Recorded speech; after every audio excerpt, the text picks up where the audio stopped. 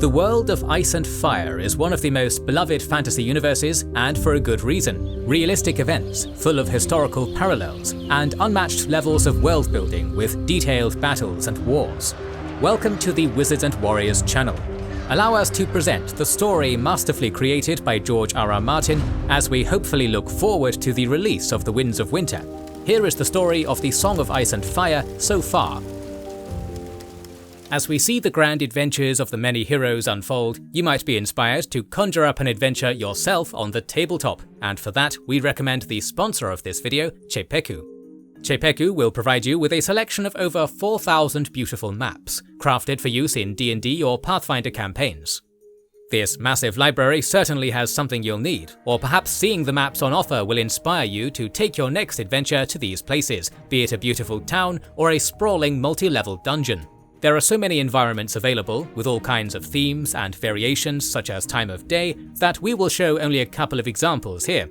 As you can see, many of the maps are available in animated digital forms. Chepeku maps can be seamlessly used in most virtual tabletop programs, including wall and lighting presets for Foundry VTT. There are tutorials for easily setting these up, then you can enjoy the enhanced ease of use alongside visual and audio effects. To get these maps, head over to the Chepeku Patreon and subscribe to the Master Cartographer tier for $5 a month. That gives you everything and all the new stuff being added constantly, or you can go to chepeku.com to purchase individual map sets. Treat yourself to an adventure on all these beautiful maps by clicking our links in the description. Madness and greatness are two sides of the same coin. Every time a new Targaryen is born, the gods toss the coin in the air, and the world holds its breath to see how it will land. Barristan Selmy, A Storm of Swords, Chapter 71. Upon the death of Jaehaerys II in 262 AC, Aerys II Targaryen inherited the throne. His reign began with some promise, as many of the courtiers of his father were replaced by younger men of ambition. Among them his childhood friend Tywin Lannister as Hand of the King. Aerys was proudly announcing that he would become the greatest ruler in the history of the kingdom, but even at this early period his grip on sanity was tenuous. The invasion of Braavos following a dispute with the Iron Bank, and plans to build a new wall hundreds of miles beyond the existing wall in order to expand the kingdom, did not have any basis in reality and were soon abandoned. Despite this, Westeros prospered, and it was often said that it was due to Tywin, sparking the jealousy of Aerys. Their relationship was also damaged when Aerys bemoaned that the king's right of the first night had been abolished during Tywin's marriage, and the latter would never forgive that. Soon, the king started ignoring the impassioned pleas of his hand, acting opposite to Tywin's advice, and then blaming the hand for the emerging problems.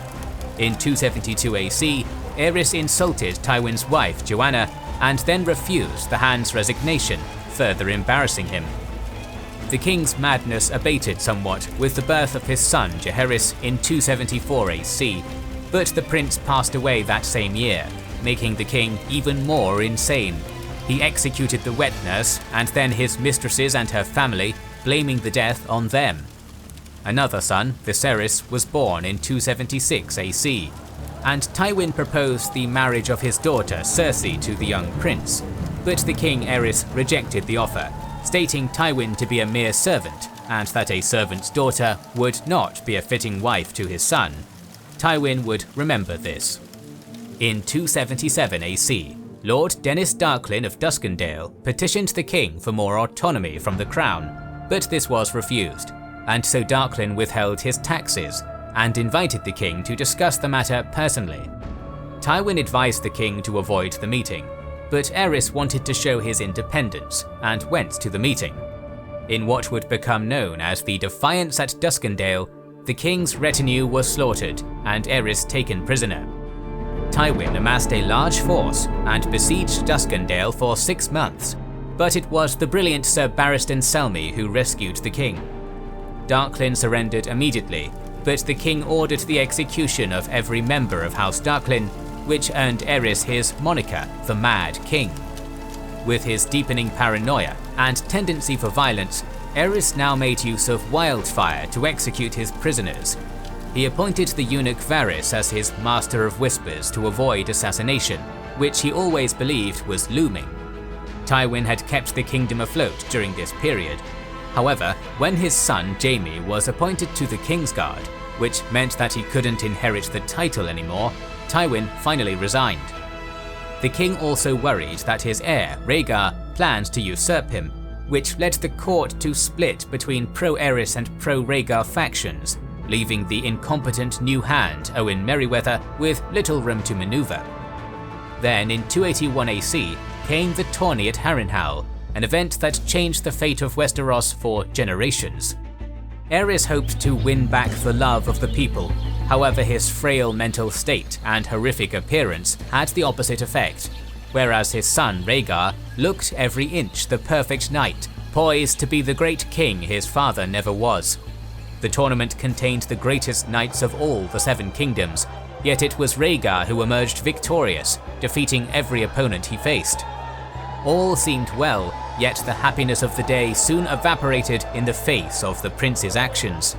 Riding past his wife, Elia Martell, Rhaegar crowned Lyanna Stark his Queen of Love and Beauty to the dismay of everybody. What happened during the next year seemed to be at odds with the personality of the prince, as Rhaegar kidnapped Lyanna and disappeared with her. In response, her eldest brother Brandon, with a retinue of close friends, which included Elbert Arryn, rode to King's Landing, and outside of the royal Red Keep, yelled aloud for Rhaegar to come out and die. Rhaegar was not there, however, and Aerys had the young lord imprisoned on charges of conspiring to murder a member of the royal family. The king ordered the fathers of each of the men in Brandon's retinue to present themselves and answer for their son's actions, but when they did not arrive in time, all were executed apart from Brandon. His father, Rickard Stark, arrived and asked for a trial by combat, to which the Mad King responded that his champion would be fire. Lord Rickard was burned alive with wildfire, while his son, who was strapped to a torture device that strangled him as he tried in vain to save his father, also suffered the same fate. Going even further, word was sent to Elbert's father, Jon Arryn, who was one of the strongest lords of the realm, that he was to send Aerys the heads of Lyanna's brother, Eddard, and her betrothed, Robert Baratheon, who were wards of his domain at this point.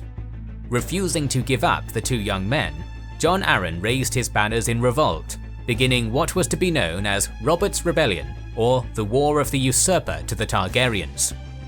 Ned Stark, who was now the Lord of the North, immediately left the Eyrie to head to Winterfell and raise the banners, while Jon Arryn did likewise in the Vale of Arryn. However, the port of Gulltown remained loyal to the Targaryens, so Ned had to head north by way of the Mountains of Moon. Likewise, this forced Jon Arryn to besiege Gulltown. He was joined by his ward, Robert Baratheon, who had grown into a warrior of immense size and ferocity, wielding his mighty warhammer and inspiring all those around him.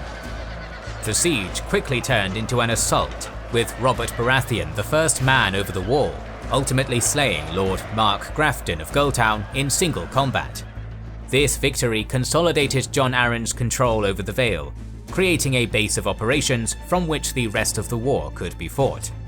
The feats of Robert Baratheon had already begun to gain him much renown, and as he sailed to Storm's End to raise his own forces, many had already begun to view him as a king in waiting. Arriving in the Stormlands, Robert called upon the Stormlords to join the rebellion, and while the majority of the lords flocked to his banner, some resisted. Led by the hand of the king, Owen Merryweather, the Lords Cafarin, Fell and Grandison were to meet at Summerhall, a ruined hold in the Dornish marches, before marching upon Storm's End. Robert, however, received word of this assembly, and force-marched his men to meet them. The haste at which they moved gave the rebel forces the upper hand, as they were able to face the loyalists one at a time as they arrived, winning all 3 battles, with Robert killing Lord Fell in single combat. Lord Fell's son, alongside the Lords Cafarin and Grandison, were all captured, eventually joining the rebel cause. This battle consolidated Robert's position in the Stormlands, and allowed the young warrior to march against the Reach with no enemy forces to his rear. Leaving his younger brother Stannis to guard Storm's End, Robert moved against the Reach, where the Lord, Mace Tyrell, would amass the largest army in all of the Seven Kingdoms. Attempting to secure his western flank, Robert led his forces against the loyalist holding of Ashford, but would be caught unaware by the vanguard of the Tyrell forces, commanded by the formidable Lord Randyll Tarly. Outmaneuvering Robert, Lord Randyll and his forces swept through the rebel lines, sending the Baratheon men into a rout. In the melee, Lord Catherine was slain by Randyll in single combat, and Robert was forced to withdraw before the main force under Mace Tyrell could arrive. While this was ultimately a Tarly victory, Mace Tyrell would take all the plaudits, despite his own glaring deficiencies as a commander. Tyrion Lannister would later deem this battle to be an inconclusive one, due to Robert's quick withdrawal. However, faced with the sheer numbers which the Tyrells could bring to bear, Robert was forced to move north to join up with his allies. This facilitated the Tyrell invasion of the Stormlands, allowing them to lay siege to Storm's End, commanded by the unyielding Stannis Baratheon, who held the city for close to a year under immensely desperate circumstances. In the meantime, seeing how poorly his hand had performed in comparison to the contingent from the Reach, King Aerys stripped Owen Merryweather of all his lands and titles before exiling him and naming Jon Connington, a friend of Rhaegar, as Hand of the King. Meanwhile, Eddard Stark had also successfully reached Winterfell and raised the northern banners, before marching south past the Neck and joining with Jon Arryn. Together, the two men successfully negotiated with Lord Hoster Tully of the Riverlands for his support in the war. With most of the great nobles of Westeros choosing sides, the stage was now set for the decisive battles of the rebellion. In the aftermath of the Battle of Ashford, fought in 282 AC, the new Hand of the King and a competent commander, Jon Connington, amassed an immense host and gave chase to the weary soldiers of Robert Baratheon's now depleted army. The situation turned desperate as the forced march progressed, with Robert being injured and left without an army, eventually taking refuge in the Stony Sept. Seeing an opportunity for glory and a chance to end the rebellion in one fell swoop, Connington occupied the town and ordered all of his soldiers to begin searching for the renegade, even within the sewers of the settlement. Jon attempted to entice the people of the town with offers of pardons and reward if they would give up the Lord of Storm's End, and when this failed, placed disobedient civilians in crows' cages to make an example of them. This failed miserably, as various townsfolk kept Robert hidden as he recuperated from his wounds. The Royalists had failed in their task by the time the forces of Eddard Stark and Hoster Tully reached the Stony Sept.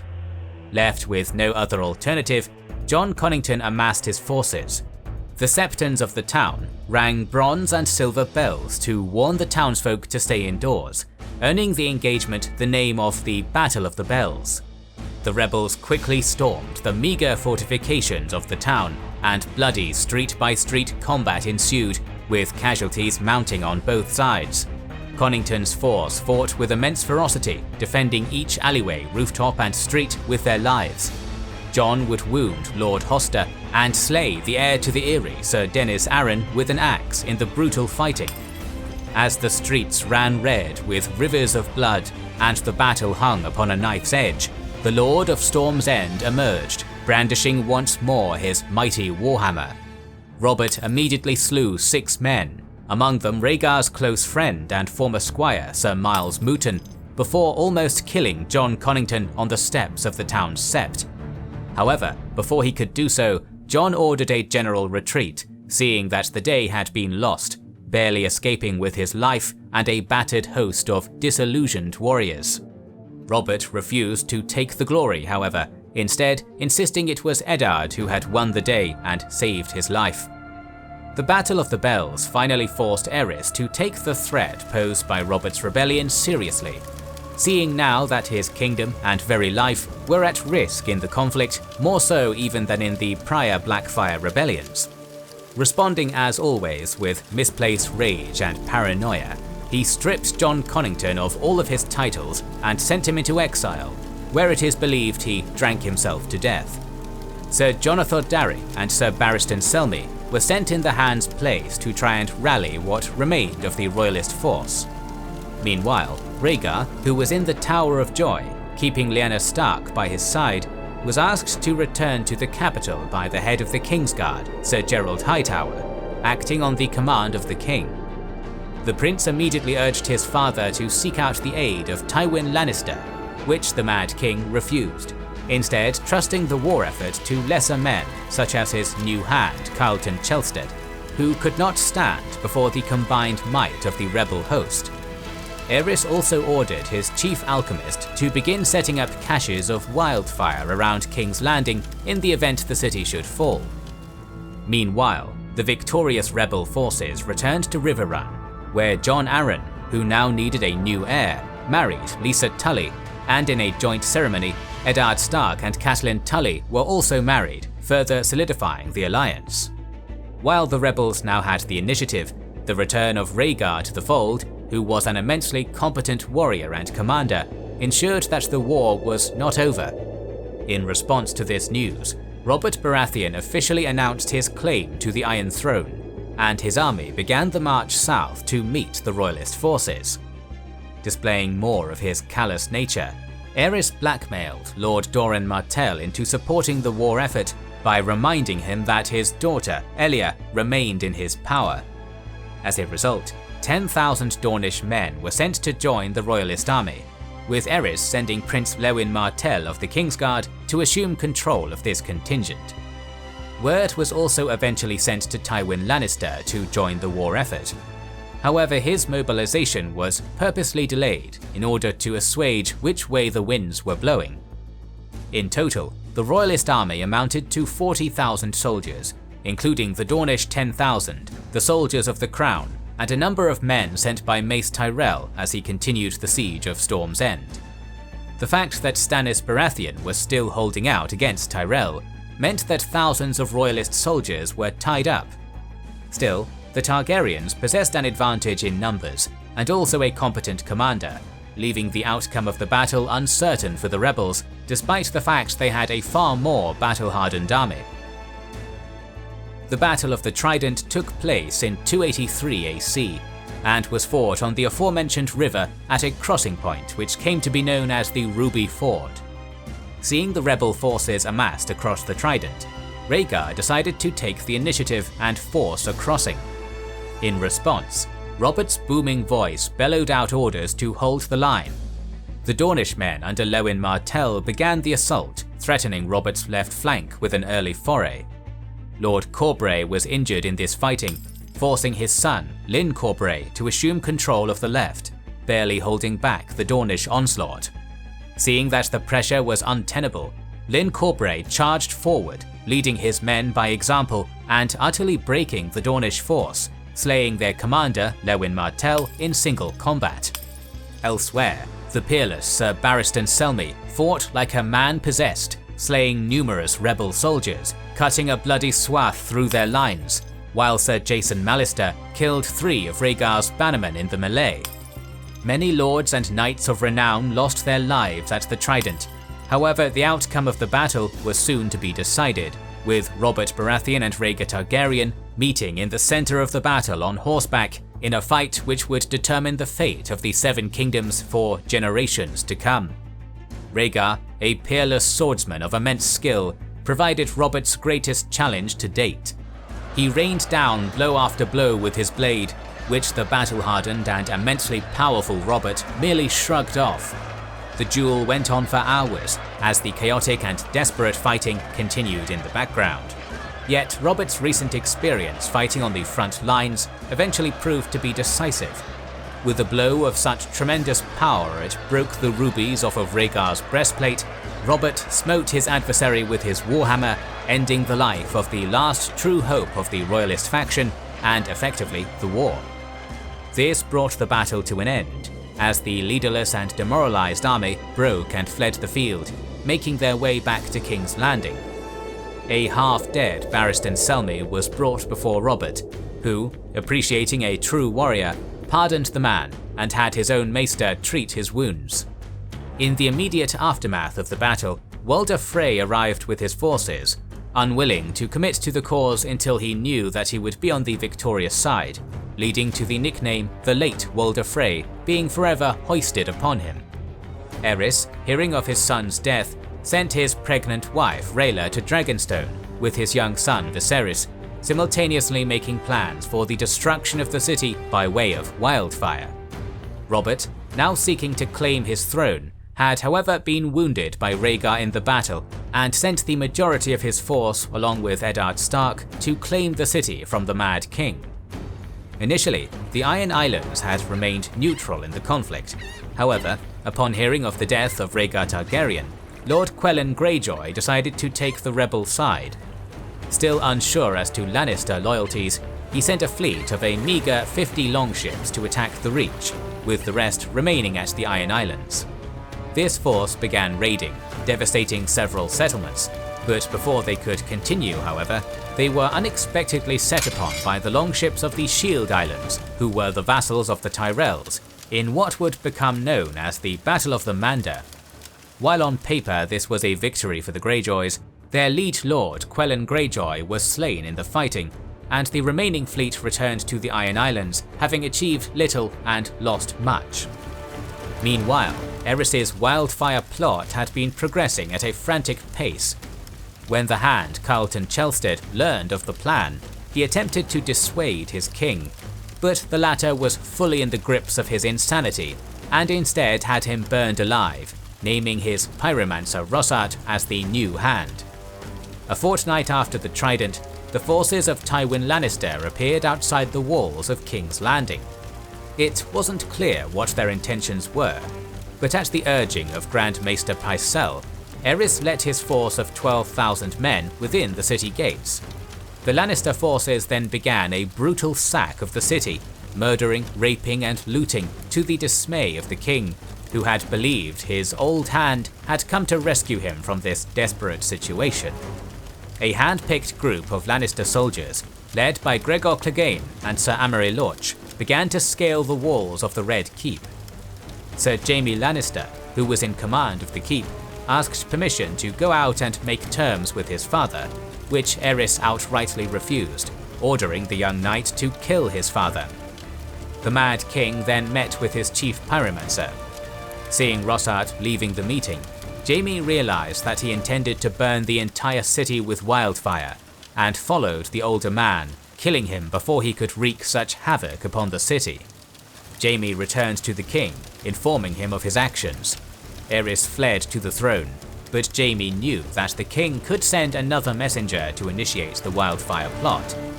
Seeing no other option, Jaime hauled the king off his throne and slit his throat, just as Sir Ellis Westerling and Lord Roland Craighall entered the throne room. The young Lannister forever earned the moniker of Kingslayer. Meanwhile, as the Lannisters fought and slaughtered the last of the Loyalist forces, Eddard Stark and his men arrived from the Trident, and, making his way to the throne room, the Warden of the North stared at Jaime coldly until he got off the Iron Throne, proclaiming the kingship of Robert Baratheon. To prove their loyalty to Robert, the Lannister assault force had simultaneously entered the nursery where Sir Amory murdered Rhaenys Targaryen and Gregor murdered Aegon Targaryen before raping and murdering his mother, Elia Martell. Upon arriving to the city, Robert and Eddard argued over these murders, with the ever-honourable Eddard believing them to be cruel and unnecessary acts, whereas his liege held them to be justified. Jon Arryn was unable to cool the tensions between the two men, so Eddard rode south, relieving the siege of Storm's End after almost a year. The defenders had only survived due to the actions of Davos Seaworth, a smuggler who had brought provisions of onions and salted fish through the blockade, saving the men from starvation. The Tyrells surrendered, and the majority of the Lords of the Reach were pardoned, with Stannis being given orders to launch an assault on Dragonstone, which was easily taken. However, Stannis was unable to capture the children of Rhaella, who had died in childbirth. Viserys and Daenerys escaped to Essos with the aid of Sir Willem Darry, making it to the Free Cities where they would live in exile. Eddard then rode further south with 6 companions: Roland Reed, Lord William Dustin, Ethan Glover, Martin Castle, Theo Wull, and Sir Mark Riswell to free his sister Lyanna from her captivity in the Tower of Joy. The tower was protected by 3 knights of Aerys' Kingsguard: Sir Arthur Dane, Sir Oswell Went, and the Lord Commander, Sir Gerald Hightower, with only Eddard and Howland surviving the ensuing conflict. Rushing into the tower after this, Eddard found his dying sister, and she extracted a promise before passing away. The tower was then levelled by Eddard, the stones used to create cairns for the fallen of that day. Eddard would then travel even further south to Starfall, leaving Lady Ashara Dane with her brother's blade, the Sword of the Morning, before returning to King's Landing for Robert's coronation. Robert duly took up his place upon the Iron Throne, and named his foster father Jon Arryn as his hand, and his brother Stannis as the Lord of Dragonstone. At the urging of Jon Arryn, he then married Tywin's daughter Cersei in a move aimed to stabilise the kingdom for years to come, and ensure Lannister support should Viserys attempt to reclaim his throne. These fears were sparked by the Dornish attempts to support Viserys. However, the Hand of the King was able to assuage their concerns, returning the bones of Lewin Martell, which were duly buried, and facing the questioning of the Martells in relation to the circumstances of Elya's death. While this was successful short-term, Lord of Dorne, Doran Martell, continued to plot a Targaryen restoration in secret for many years to come, never forgetting the actions of the Lannisters or forgiving them. Thousands of years before Robert's rebellion, the Iron Isles were settled by the First Men. As the Children of the Forest didn't live here, they developed their own religion, focusing on the worship of the drowned god, with the priests of the Isles claiming they were not in fact First Men, but rather had been created in the image of the drowned god.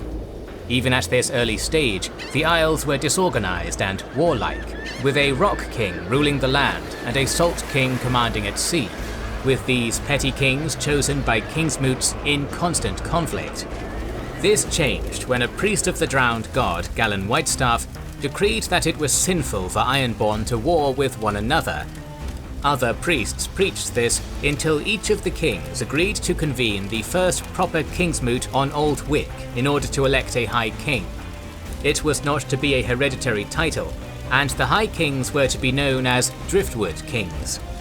This unification allowed the Ironborn to begin conquering other lands, as opposed to the disorganized raids of the past. Under Corred the Cruel, they were able to conquer much of the western coast of Westeros, with Bear Island, the Arbor, and Old Town falling under their rule. His successors would, however, lose much of these lands, as the Lannisters, Hightowers, and Gardeners began to grow influential. While numerous houses would take on the role of High King, the Grey Irons began to become the preeminent rulers.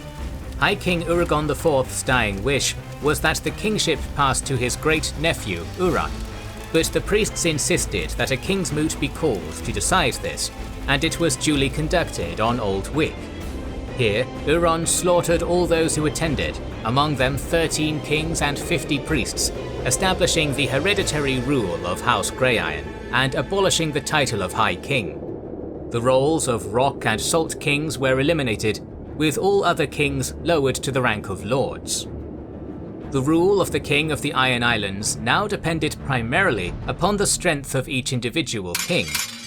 As a result, the Grey Irons faced half a dozen rebellions which nearly ended their rule. The mainland kings used this disunity, with Garth VII Gardener driving the Ironborn from the Shield Islands and further fortifying the islands to prevent any raids. With the coming of the Andals, these mainland kings were also capable of building far stronger ships, which could now go toe-to-toe with the longships of the Ironborn. The wooden stockades of the First Men were replaced by stone castles, not only in the Reach, but also in the Riverlands and the Westerlands, with these more comprehensive defences counteracting the lightning raids of the Ironborn effectively. The Grey Irons lost much of their strength and were replaced by House Hoare after 1,000 years of hereditary rule. The whores had intermarried with the Andals when they arrived upon the Isles, and the priests of the drowned gods deemed them to be heretical and unworthy kings due to their tolerance of the faith of the Seven, and for encouraging trade in place of raiding. This contravention of the old ways eventually led to a rebellion by the priests, led by a priest known as Shrike, who overthrew King Harmond and mutilated his mother, Lelya Lannister, leading to a long war with the Lannisters, leaving the Iron Islands in an impoverished state and unable to effectively deal with what came to be known as the Famine Winter. It took many centuries for the Ironborns to fall, and they now traded freely with the coastal cities of Westeros and Free Cities, having lost all of their mainland holdings and lacking in the military might they once possessed. They were further forced to raid in far more distant areas, such as the Basilisk Isles, Stepstones, and disputed lands. Generations before the coming of the Targaryens and their conquest of the Seven Kingdoms, King Corwin the Cunning, who advocated peace above all else, built a large fleet in order to deter any attacks on his kingdom by the great houses of the mainland. His son, King Harwin Hardhand, was however a man of immense ambition, and used this fleet to conquer the Trident from the Storm King Arik Durrandon, with his grandson King Harren the Black beginning construction of Harrenhal, which was to be the largest castle in all of Westeros on the north shore of the God's Eye in central Westeros. The cost of its construction emptied the coffers of the Iron Islands. Their conquest and the fortifications were to prove inconsequential anyways. Aegon's arrival prompted Lord Edmund Tully and the rest of the River Lords to rebel. In spite of this, Harren refused to surrender to Aegon, believing his castle to be capable of weathering whatever would be thrown at him. In response to this refusal, Aegon mounted the dragon Balerion the Black Dread and flew above the fortifications, roasting Harren and his sons and reducing the once mighty castle to a ruin. The majority of Harren's supporters were killed on this day, with many more being slaughtered by the River Lords on their retreat to the Isles. In 2 AC, Aegon invaded the Iron Islands, defeating the pretenders to Harren's throne. He then allowed the defeated Ironborn to elect a new Lord of the Iron Islands, namely Lord Vicon Greyjoy, who now ruled as a vassal to the Targaryens. The subsequent Lords of the Iron Islands took a cautious approach in order to avoid provoking the wrath of the Dragon Lords. During the Dance of Dragons, however, the Lord Dalton Greyjoy began raiding again, even going so far as to capture some of the Westerlands. However, he was murdered in 133 AC by a concubine, and a struggle for power ensued due to his two sons being in their infancy. The angered Targaryens, under Lady Johanna Lannister, allied with Sir Leo Costane in 134 AC in order to invade the islands to claim some form of retribution for this assault, although she ultimately failed to place her son, Lord Lorien Lannister, upon the Seastone chair. During Aerys I's reign, Lord Dagon Greyjoy, who came to be known as the Last Reaver, led the Ironborn once more to the western coast of the mainland and mercilessly raided the region. The Iron Islands would, however, support the Iron Throne during the War of the Nine Penny Kings, with Lord Quellon Greyjoy himself personally leading 100 longships to fight in the Stepstones. Quellon would outlaw thraldom in the Isles and wished to further integrate the Iron Islands into the broader realm, but he maintained a cautious nature during Robert's rebellion, initially pursuing neutrality. However, as we covered previously in this video, he initially sided with Robert before being killed at the battle at the Mander. Quellon was succeeded by his eldest son, Balon, who rejected the approach taken by his father and wished to return to the old ways of paying the iron price and re-establishing an independent Iron Islands for the Ironborn. This would not be feasible in the immediate aftermath of Quellon's death, as Robert maintained much in the way of support and strength following the end of the Targaryens. Robert's brother Stannis was tasked with building a new royal fleet and storming the last Targaryen redoubt of Dragonstone, where Queen Rhaella Targaryen yet remained. The assault on the island took place 9 months after the Battle of the Trident in 284 AC. Rhaella had died giving birth to Daenerys Targaryen, and a vicious storm battered the castle that same night, destroying the Targaryen fleet which lay at anchor. Stannis received news that the castle's garrison was ready to sell out Targaryen heirs, Viserys and Daenerys. However, right before Stannis approached Dragonstone, Sir Willem Darry and 4 other Targaryen loyalists saved the children by crossing the narrow sea and making it to Essos. Dragonstone was gifted to Stannis, as Robert, furious with his brother for failing to capture the Targaryen children, gave the Baratheon seat of Storm's End to his younger brother, Renly. The support for Robert was not universal, with many referring to him as the usurper, among them Prince Oberyn of Dorne, who planned a rebellion to install Viserys as king in retribution for the deaths of Elia Martell and her children. However, he was dissuaded by Jon Arryn, who travelled to Dorne personally.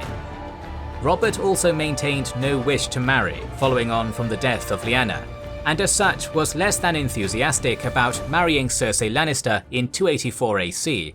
However, he also recognised the need for Lannister support. The marriage was successful to a certain extent, stabilising the realm further, and providing 3 remarkably blonde children, Joffrey, Myrcella and Tommen. Still, Balon presumed that Robert's rule was a weak one, and that he lacked support amongst the nobility of his kingdom. So over the next 5 years, the Lord of the Iron Islands constructed the Iron Fleet, consisting of 100 war galleys. He presumed that Robert would not be able to muster a sufficient counterattack to defeat the Ironborn in case they attacked the mainland. In 289 AC, some 6 years into the reign of Robert Baratheon, Balon proclaimed himself King of the Iron Islands and was crowned under Naga's ribs on Old Wick. Believing control of the Sunset Sea would be vital in the conflict to come, and the eventual success or failure of his fledgling kingdom, Balon placed great stock in a plan devised by his brother Euron. The Iron Fleet, commanded by another brother, Victarion, made its way to Lannisport in the Westerlands. Here, Victarion threw the first torch upon the flagship of the Warden of the West Tywin Lannister's fleet, and the remaining 30 ships were likewise destroyed in the burning. Balon, hearing the news, responded in a characteristically overconfident manner, declaring, "The sea shall be my moat, and woe to any man who dares to cross it." This victory allowed King Balon to send a contingent of longships and reavers to storm the seat of House Mallister Seaguard under his eldest son Roderick. The battle which took place beneath the walls was fierce, with no love lost between the mainlanders and the marauding Ironborn. This represented the only time in 300 years that the bronze bell, housed within the booming tower of Seaguard, was rang in order to call the townsfolk to safety within the castle when longships were sighted.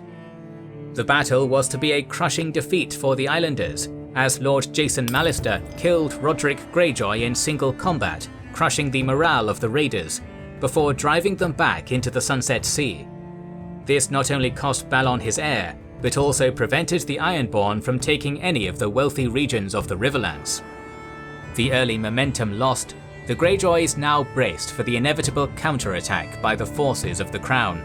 Unfortunately, they faced one of the greatest tacticians of their age in Stannis Baratheon, Lord of Dragonstone and Master of Ships. Stannis merged the royal fleet with that of the Redwyne fleet from the Arbor, and also a number of ships coming from Old Town and the Reach. The battle which was to decide the war took place in the Straits of Fair Isle. Victarion's Iron Fleet was in position within the straits, with the island of Fair Isle to their west and the Westerlands to their east. Stannis had calculated their position, however, and split his navy in two, trapping the Iron Fleet from both the north and south, effectively surrounding the Ironborn. The youngest Greyjoy brother, Aeron's ship, Golden Storm, was destroyed by Stannis' flagship. He was washed ashore, where he was captured and brought to Casterly Rock in chains. Likewise, the 2 sons of Roderick Harlaw were killed in the battle. The Ironborn navy was effectively destroyed, and this ended the threat posed by the Ironborn, allowing for an invasion of the Isles proper. Stannis subdued the island of Great Wick in Robert's name, while Sir Barristan Selmy, Lord Commander of the Kingsguard, and widely regarded as the most effective warrior in the Seven Kingdoms, successfully smashed all resistance upon Old Wick. Likewise, Harlaw and Orkmont were quickly pacified. The final battle of the war took place upon the island of Pike, and the Crown's forces were commanded by King Robert Baratheon I and his Warden of the North, Ned Stark. The force amassed by the Crown was immense, with thousands of battle-hardened warriors from Robert's rebellion landing upon the island which housed the seat of the Greyjoys. Taking stock of the situation, the decision was taken to raze Botley Castle and the town of Lordsport prior to commencing the main attack on the Castle of Pike. Siege engines were assembled and a bombardment of the southern wall ensued. Before long, the main watchtower was brought down, which destroyed much of the surrounding wall. Balon Greyjoy, who was the second of King Balon's 3 sons, was killed in this bombardment, leaving only his youngest son, Theon, in the male line. The destruction of the watchtower opened up a sizable breach in the wall. The forces of the king rushed forward. First among them a Red Priest of R'hllor from the free city of Myr, named Thoros, who had been sent to the Seven Kingdoms initially in order to convert a fire-obsessed King Aerys II, before later joining Robert's court. The image of this Red Priest, hefting a blade coated in wildfire, rushing ahead of the rest of the force, and being first through the breach, was one all who took part in the battle that day would never forget. Not far behind the priest many considered to be a lunatic was Jorah Mormont of Bear Island, who went on to earn a knighthood in recognition of his bravery that day, making his mark in taking the castle in spite of the fierce fighting, with Sir Jacelyn Bywater likewise earning his knighthood that day for similar feats. With the castle taken, Balon Greyjoy was utterly defeated and forced to bend the knee to King Robert, swearing his fealty once more to the Iron Throne. In order to add insult to injury, his only remaining son, Theon, who was 9 years of age at the time, was given to Lord Eddard Stark as a hostage in order to ensure the loyalty of the Ironborn. The king then celebrated this great victory with a tourney at Lannisport, the same place where a year prior the entire insurrection had commenced. The winner of the joust that day was Lord Jorah Mormont, who was awarded the victory after breaking 9 lances against Sir Jaime Lannister. He would go on to name Lynesse Hightower as his Queen of Love and Beauty, before successfully requesting her hand in marriage that same night from her father, Lord Leighton Hightower. While the realm returned to peace and Robert basked in the adulation of the people following on from his great victory, the rebellion proved that Robert could not command the same respect from his vassals that the previous Targaryen kings had. Discontent remained in Dorne, and more importantly, in his bedchamber, as his wife Cersei Lannister hated him. When Aerys Targaryen II ascended Westeros' Iron Throne in the 262nd year after Aegon's conquest, he, with the aid of the astute Tywin Lannister, ushered in an era of unprecedented peace and prosperity. However, the course of his 21-year reign gradually warped Aerys into a violent, paranoid despot. The excesses of the Mad King, as he became known, turned Tywin against him, and eventually triggered Robert's rebellion in 282 AC. Also known as the War of the Usurper to Targaryen loyalists, this epochal year-long conflict shattered the dynasty of the Dragon Kings and sent its survivors into exile. Robert Baratheon seized the throne at King's Landing, beginning a new age for Westeros. But Robert proved a far worse king than he had been a soldier. Under his rule, the throwing of myriad feasts, tourneys, and other spectacles bankrupted the Seven Kingdoms. Not only that, but the new monarch also proved critically unable to control his new wife, Cersei Lannister, daughter of the wealthy and powerful Tywin. Throughout the subsequent decade and a half of Baratheon rule, Robert and Cersei sired 3 children, named Joffrey, Myrcella, and Tommen. Unfortunately, all was not as it seemed. Various notables in the capital, including Robert's Hand of the King, Jon Arryn, and his dour brother Stannis, grew suspicious about the true lineage of these royal scions. The 2 prominent nobles conducted an investigation into the matter, eventually coming to the conclusion that the king's children were in truth the result of an incestuous relationship between Queen Cersei and her twin brother Jaime, a member of the Kingsguard. Before this cabal could bring its findings to Robert, however, Jon Arryn died suddenly, secretly poisoned by his own wife Lysa Tully at the behest of the schemer Petyr Baelish, Littlefinger.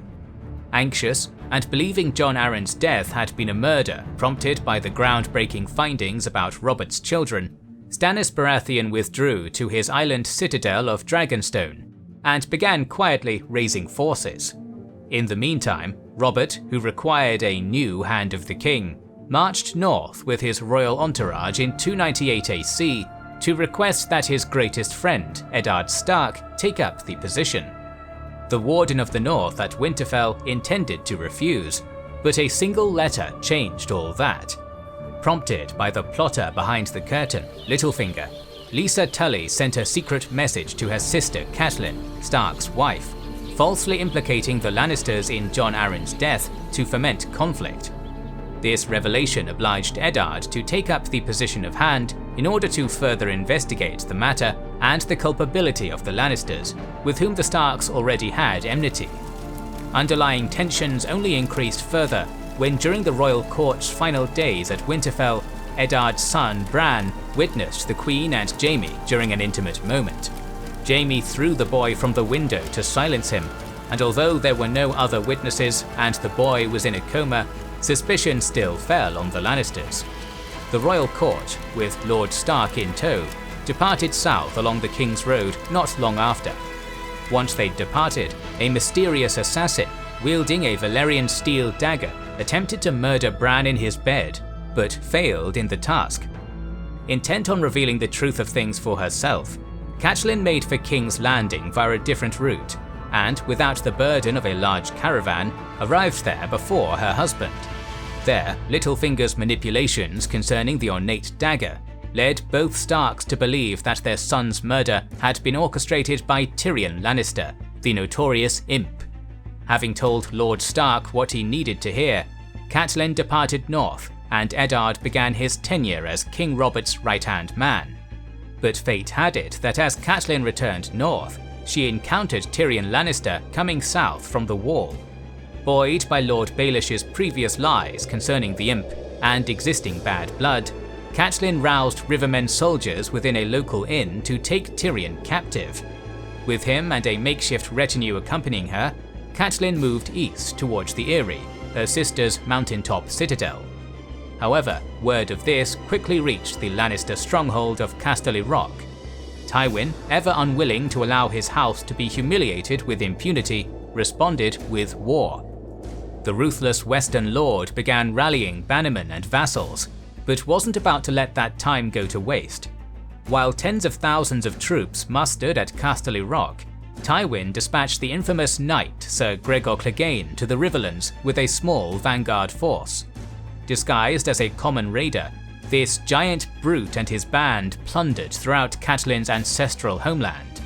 Not only would this maneuver prevent the Riverlords, who were allied to the Starks via the marriage between Eddard and Catelyn, from mustering their forces to resist the main Lannister thrust, but Tywin also calculated that it would also draw the honourable Lord Stark into the conflict personally, where he could be captured. Events elsewhere quickly put a stop to that tidy strategy. For when news of Tyrion's imprisonment reached King's Landing, Jaime accosted Lord Stark in the streets. In the skirmish that ensued, Eddard's bannermen were killed and the King's Hand himself wounded, rendering him unable to ride west. Jaime fled to join his father, while Lord Stark dispatched Lord Beric Dondarrion with 100 riders to arrest Clegane. As his high nobles began turning on one another, risking an outbreak of violence in the realm, King Robert was off hunting in the Kingswood.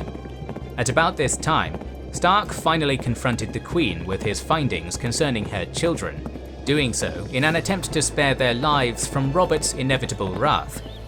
However, Robert had been gored by a boar during his hunt, suffering mortal wounds and laying at death's door in the Red Keep. Shortly thereafter, Eddard was named Protector of the Realm until the heir, Joffrey, came of age. Sensing the need to secure the succession and realizing the potential danger Cersei and her faction posed, Renly Baratheon, the king's youngest brother, offered to aid Stark in taking the Lannister Baratheon royals hostage. Eddard declined him, once again citing honour as his reason. With little other choice, Renly fled the capital to join his Tyrell allies at Highgarden and prepare for the looming war that he suspected might be on the horizon. Matters came to a climax when King Robert Baratheon died, and Cersei proclaimed Joffrey monarch of the Seven Kingdoms, in defiance of her late husband's wishes. Lord Stark attempted to intervene, but was betrayed by Littlefinger and the City Watch. The remainder of his retinue died on the throne room floor, while the Warden of the North himself was thrown into jail. The Lannister faction took King's Landing and sent a message to Winterfell demanding Stark's submission. Rather than kneel to the false king, Eddard's oldest son, Robb, the young wolf, instead raised his father's banners and mustered an army of close to 20,000 Northmen on his way to the south. At the same time, two Lannister armies launched an invasion of the Riverlands. One, under the command of Jaime Lannister, 15,000 strong, destroyed the Riverlords in pitched battles at the Golden Tooth and Riverrun before putting the Tully Castle to siege. It was at this time that Tyrion was able to join his father after surviving a trial due to the fighting skills of his champion Bronn. Meanwhile, Gregor Clegane's vanguard force defeated Dondarrion at the Mummers Ford. The shattered remnants of Dondarrion's group escaped and continued the war as bitter guerrilla fighters, and would eventually form the Brotherhood without banners. Meanwhile, Tywin's main host crossed into the Riverlands via a more southerly route following Clegane's triumph, and began methodically conquering lesser nobles in the area adjacent to the Trident.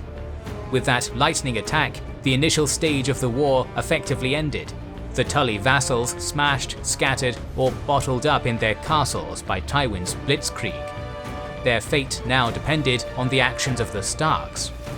Convinced that the Lannister overlord possessed too much strategic acumen to risk invading the north, Robb Stark conferred with his lords and came up with an offensive plan to take the war to Tywin.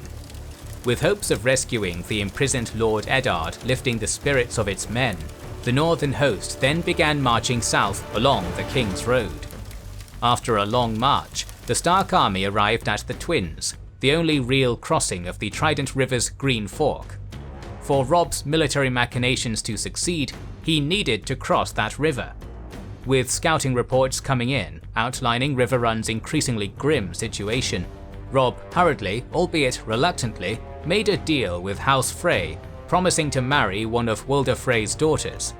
By nightfall, he and his army's passage was secured, and 4,000 Frey men-at-arms joined the Stark cause. While almost all of his archers, pikes, and men-at-arms remained on the eastern bank, under the command of the cunning Lord Roose Bolton, Robb led his mounted contingent across the Green Fork and south towards Riverrun. Commander of the Lannister Scouts, Sir Adam Marbrand, failed to realise that the Starks crossed the river, which allowed them to march undetected through the night and arrive a mile north of Tywin's camp near the Crossroads Inn by daybreak.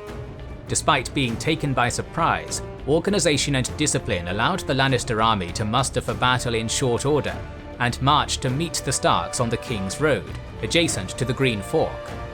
Tywin's cousin Sir Kevan commanded 10,000 men in the centre. 3 lines of archers, interspersed by pike blocks, made up the front line, and behind them, rank upon rank of soldiers armed with assorted melee weapons. Dead centre was Kevan himself, at the head of 300 heavy cavalry. A steel hammer of 4,000 knightly cavalry under Marbrand manned the right wing. Tywin purposely massed his army's undisciplined refuse on the left wing, a motley assembly of Gregor's warband, mounted archers, veiled tribesmen allies, mercenaries, and untested conscripts of all sorts. Tywin himself, clad in ornate Lannister garb, headed the reserve of 2,500 footmen and an equal number of horse. This 20,000-strong army of the West outnumbered its northern counterpart by roughly 3,000 troops. Its commander, Roose Bolton, although the Lannisters believed Robb was present, led an army of 16,500 warriors from the cold north, together with their Frey allies. Present were houses Glover, Hornwood, Karstark, Umber, and others. Most of the Stark cavalry was away with their great lord to the west, but Bolton still had around 600 with which to work. The deep, thrumming din of war horns resounded from the northern side of the battlefield as Stark bannermen charged at a run. They were met not only by the impetuous blare of Lannister trumpets, but hail after hail of arrows from Kevan's bowmen. Hundreds of advancing northerners fell to this volley, but they came on anyway. On the riverine flank, Gregor's mounted wing of renegades and malcontents galloped into the fray. Contrary to Tywin's plan of baiting the northern right flank into a trap by crushing his undisciplined left, Gregor's brute force and combat experience instead smashed the crescent-shaped Stark shield wall opposing him.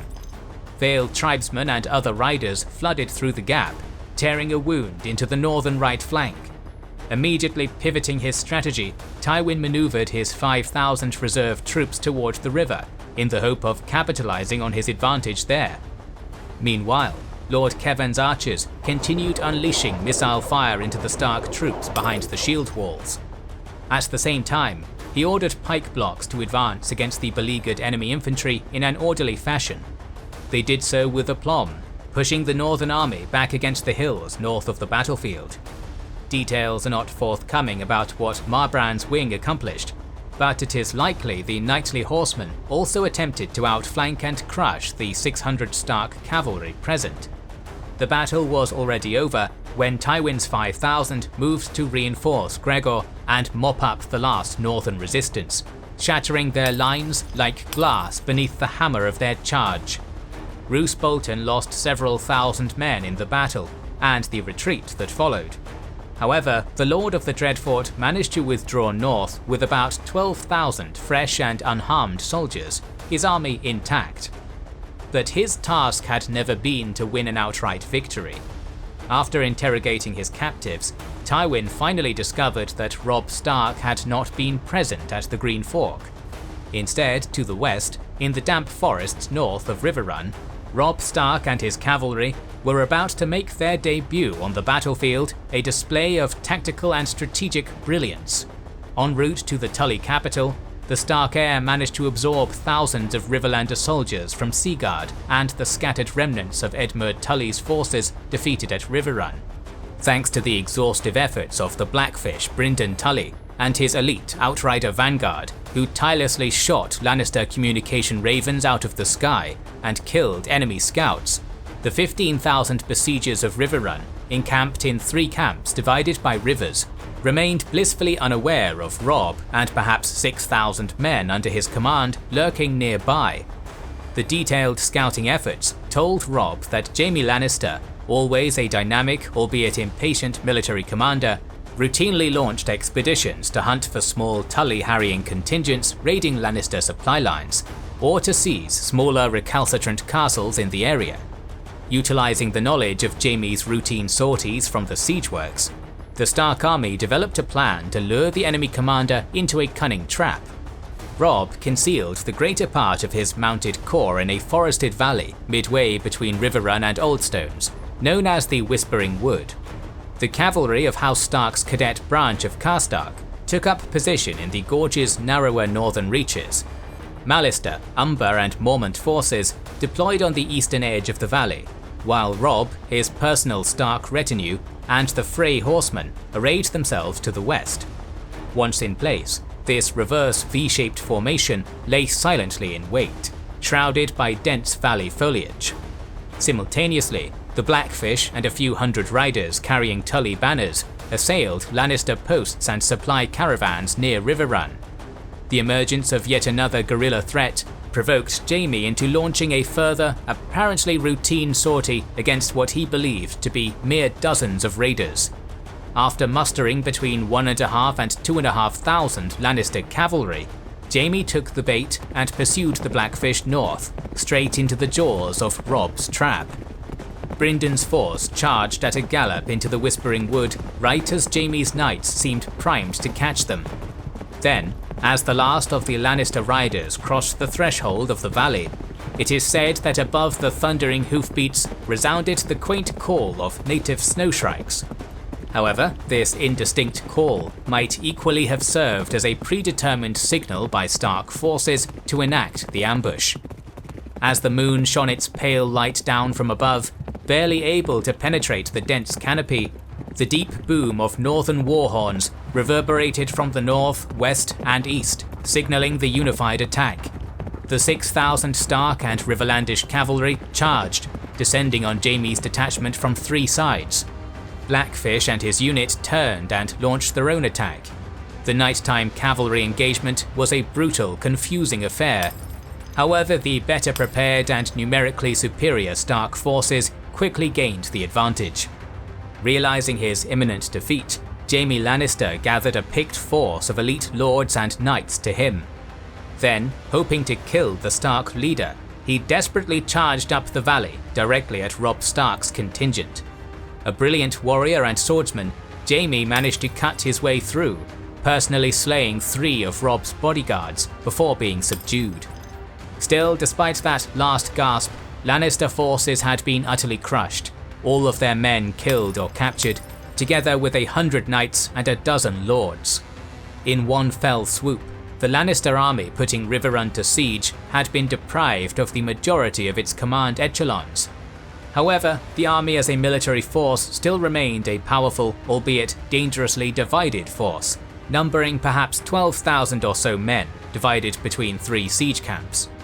This scattered disposition proved necessary due to the Tully Citadel's natural strength of defence, flanked as it was by the confluence of the Tumblestone and Red Fork to the east and north, and by an artificially deepened moat to the west. After his triumph at the Whispering Wood, Robb marched his force at speed and swiftly moved on Riverrun under the cover of darkness. His aim was to exploit the advantage by relieving his mother's homeland and take one half of Casterly Rock's martial strength out of the war. As the young wolf's army circled its prey and prepared to strike, the prey in question was totally unaware that anything was amiss. The Blackfish descended on the northern camp with Robb's vanguard, quickly routing any semblance of resistance from the bedazzled defenders and clearing palisades. Reinforcements then launched the main assault, and it became clear that the camp would be overrun. Screams of death, the clang of weapons, and burning tents started to rouse the other 2 camps. Seeking to aid his comrades, Lord Andros Brax in the western camp raised and rallied a detachment and began ferrying it across the Tumblestone on rafts. Unfortunately for these prospective reinforcements, Tully catapults, in an attempt to aid their rescuers, began raining down great boulders onto the crossing contingent, smashing rafts to splinters and overturning a great many others. Lord Brax himself, together with hundreds of soldiers, drowned in the roiling Tumblestone. The scarce few Lannister warriors that did manage to make landfall found Stark bannermen waiting for them and were cut down where they stood. As this disaster unfolded on the northern flank of the battlefield, Robb Stark himself, his direwolf Greywind at his side, led 2 divisions of armoured riders in an assault on the western camp. Alerted by the Blackfish's initial attack, spearmen in the western camp managed to form a shield wall and beat away the first charge. However, upon noticing the engagement, Tully holdouts under Lord Titus Blackwood lowered the drawbridge of Riverrun and sallied forth, attacking the Lannister forces from behind. Prisoners captured in Jaime's initial victories were released, and the besieging army's siege weapons put to the torch. Realizing defeat was now inevitable, commander of the eastern camp, Forley Prester, opted not to throw his own troops into the grinder also. Instead, he mustered 2,000 spearmen together with 2,000 archers and retreated from Riverrun in good order. A mercenary captain from Tyrosh did not reach the same conclusion, and rather than go with Prester, lowered his banners and defected to the victorious northern side. Jaime had been captured, the siege of Riverrun broken, and an entire Lannister army destroyed. The young wolf had introduced Westeros to his military prowess in a stunning display, but the Starks were about to suffer a loss that would change not only the face of the war, but the continent as a whole. It is the year 298 after Conquest.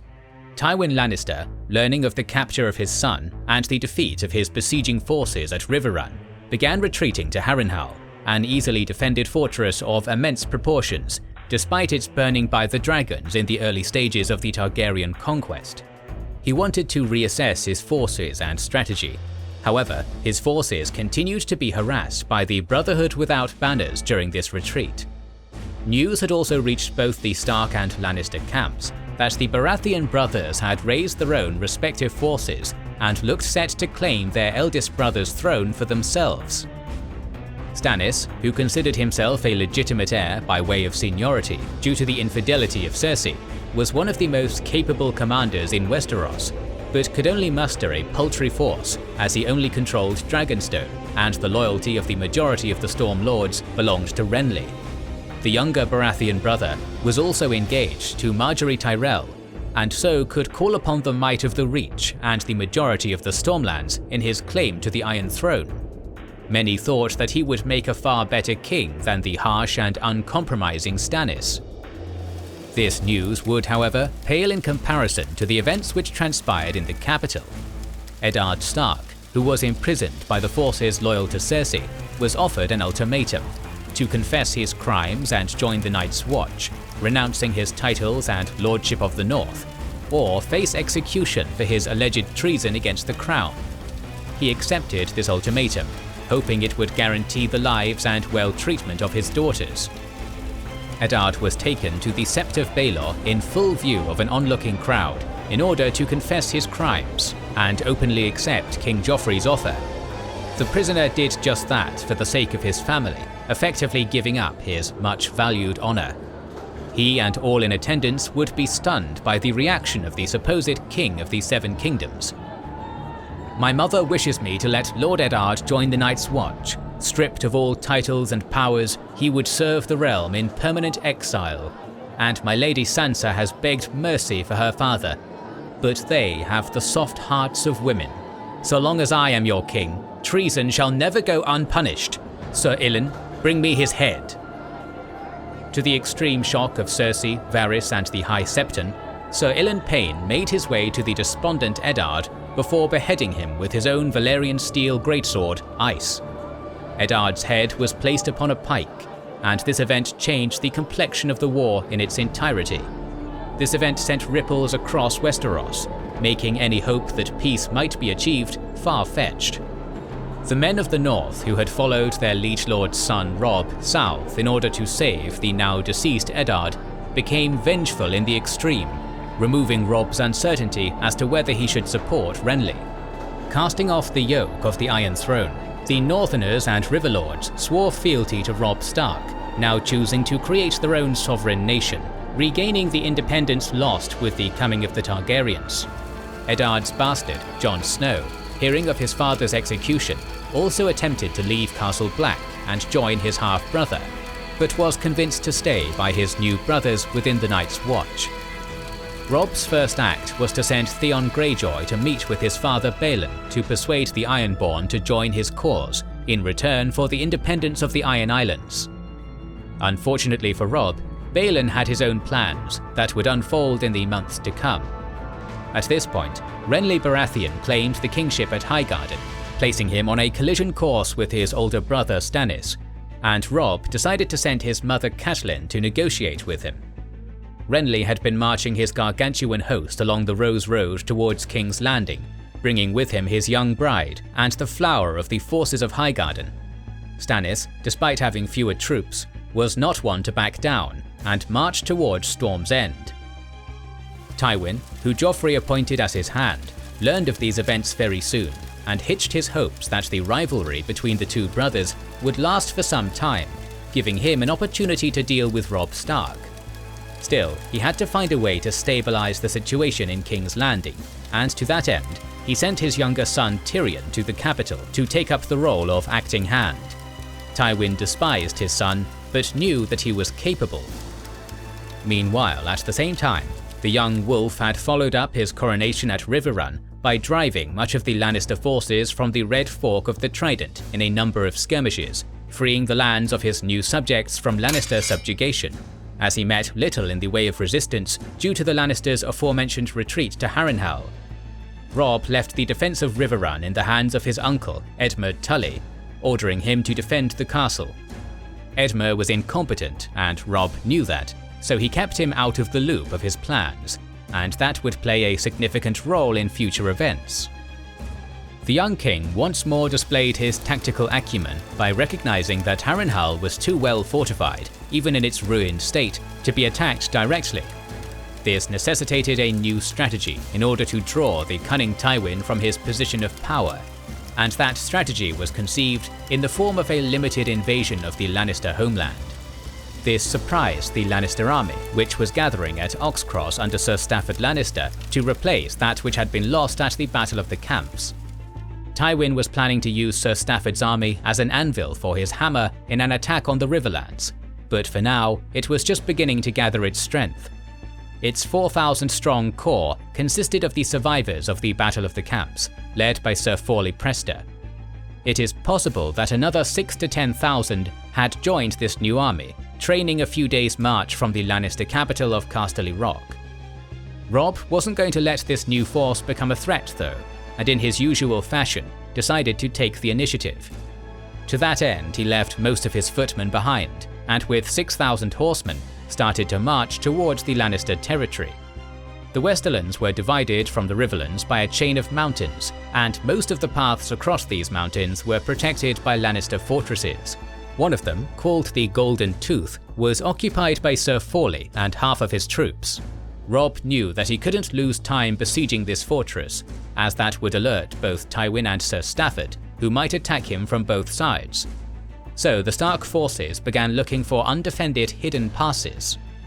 Luckily for Robb, his direwolf Grey Wind managed to discover one such path, and this allowed Stark forces to enter the Westerlands undetected. Sir Stafford wasn't expecting to be attacked, so there were no sentries around his camp. Robb decided to attack in the night, and ever an opportunist, found another way to gain an advantage.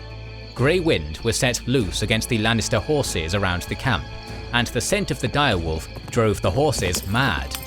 Poor animals broke their enclosure, some running away, some charging directly at the camp of their masters. This in turn caused mass panic among the Lannister forces. Some of them attempted to create a battle line around the core of veterans, but the majority started to run. The young wolf sent his entire army against the enemy and added to its panic.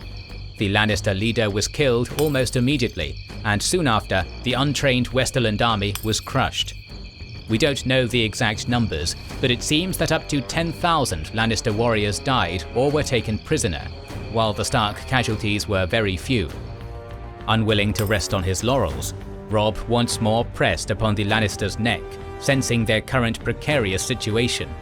He knew that he didn't have enough troops to take Casterly Rock, so instead he decided to scour the Westerlands, hoping that this will dislodge Tywin from his well-fortified position in Harrenhal. First, Robb took the seat of House Marbrand, the castle of Ashmark, and 3 of the surrounding gold mines. As that didn't lure Tywin out, the young wolf continued raiding, this time attacking the seat of House Westerling, the Crag.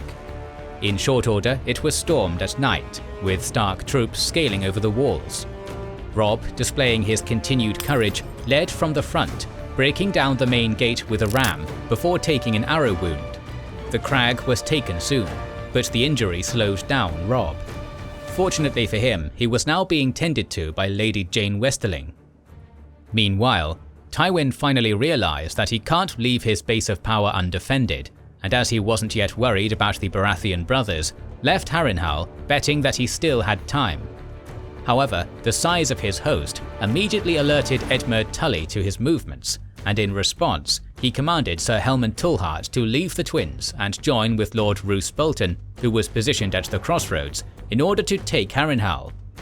Edmure believed that once Robb returned from his campaign, Tywin could be successfully entrapped between Riverrun and Harrenhal, defeating him outright. To return to the Westerlands, Tywin had to first cross the Red Fork of the River Trident, which Edmure saw as his opportunity to strike. Calling the banners of the Riverlords, approximately 8,000 footmen and 3,000 horsemen, Edmure moved to the Trident in order to prevent Tywin's force, which outnumbered the Riverlords 2 to 1, from crossing the river. The levies of the Riverlands were organised by Edmure in such a way that every river crossing south of Riverrun was guarded by a substantial garrison. Lord Jason Mallister commanded 4 southern forts, with Lord Carol Vance taking command of those further upstream. The west bank of the Fork was higher than the eastern, and consisted primarily of woodland, allowing them to hide archers and place scorpions to assist in their operations against the Lannisters. Furthermore, caltrops and iron spikes were placed sporadically along the Fork, with Edmure keeping his finest knights in reserve in order to join the fray wherever the fighting was fiercest. At the same time, ravens were sent to Robb in order to inform him of the Lannister march and of the events in the Stormlands. The battle began with Lannister probing attacks, attempting to find a weakness in the Riverlords' sound defensive formations.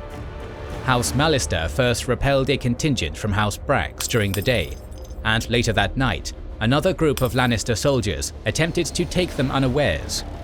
The next morning, word reached Edmure that Sir Flemont Brax was defeated 6 leagues to the south by a combination of archers and scorpions under the command of the Mallisters, while House Vance also successfully held back a Lannister advance.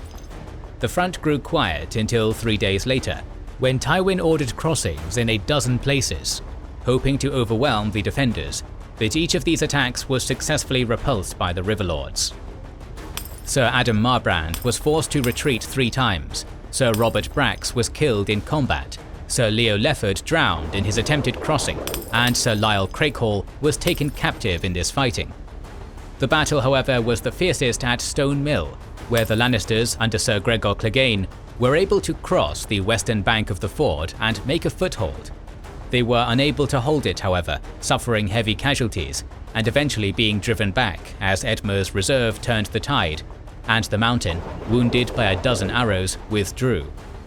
Tywin's casualties were in the thousands, and unable to sustain the assault with the current rate of casualties, he drew his forces back, marching to the southeast.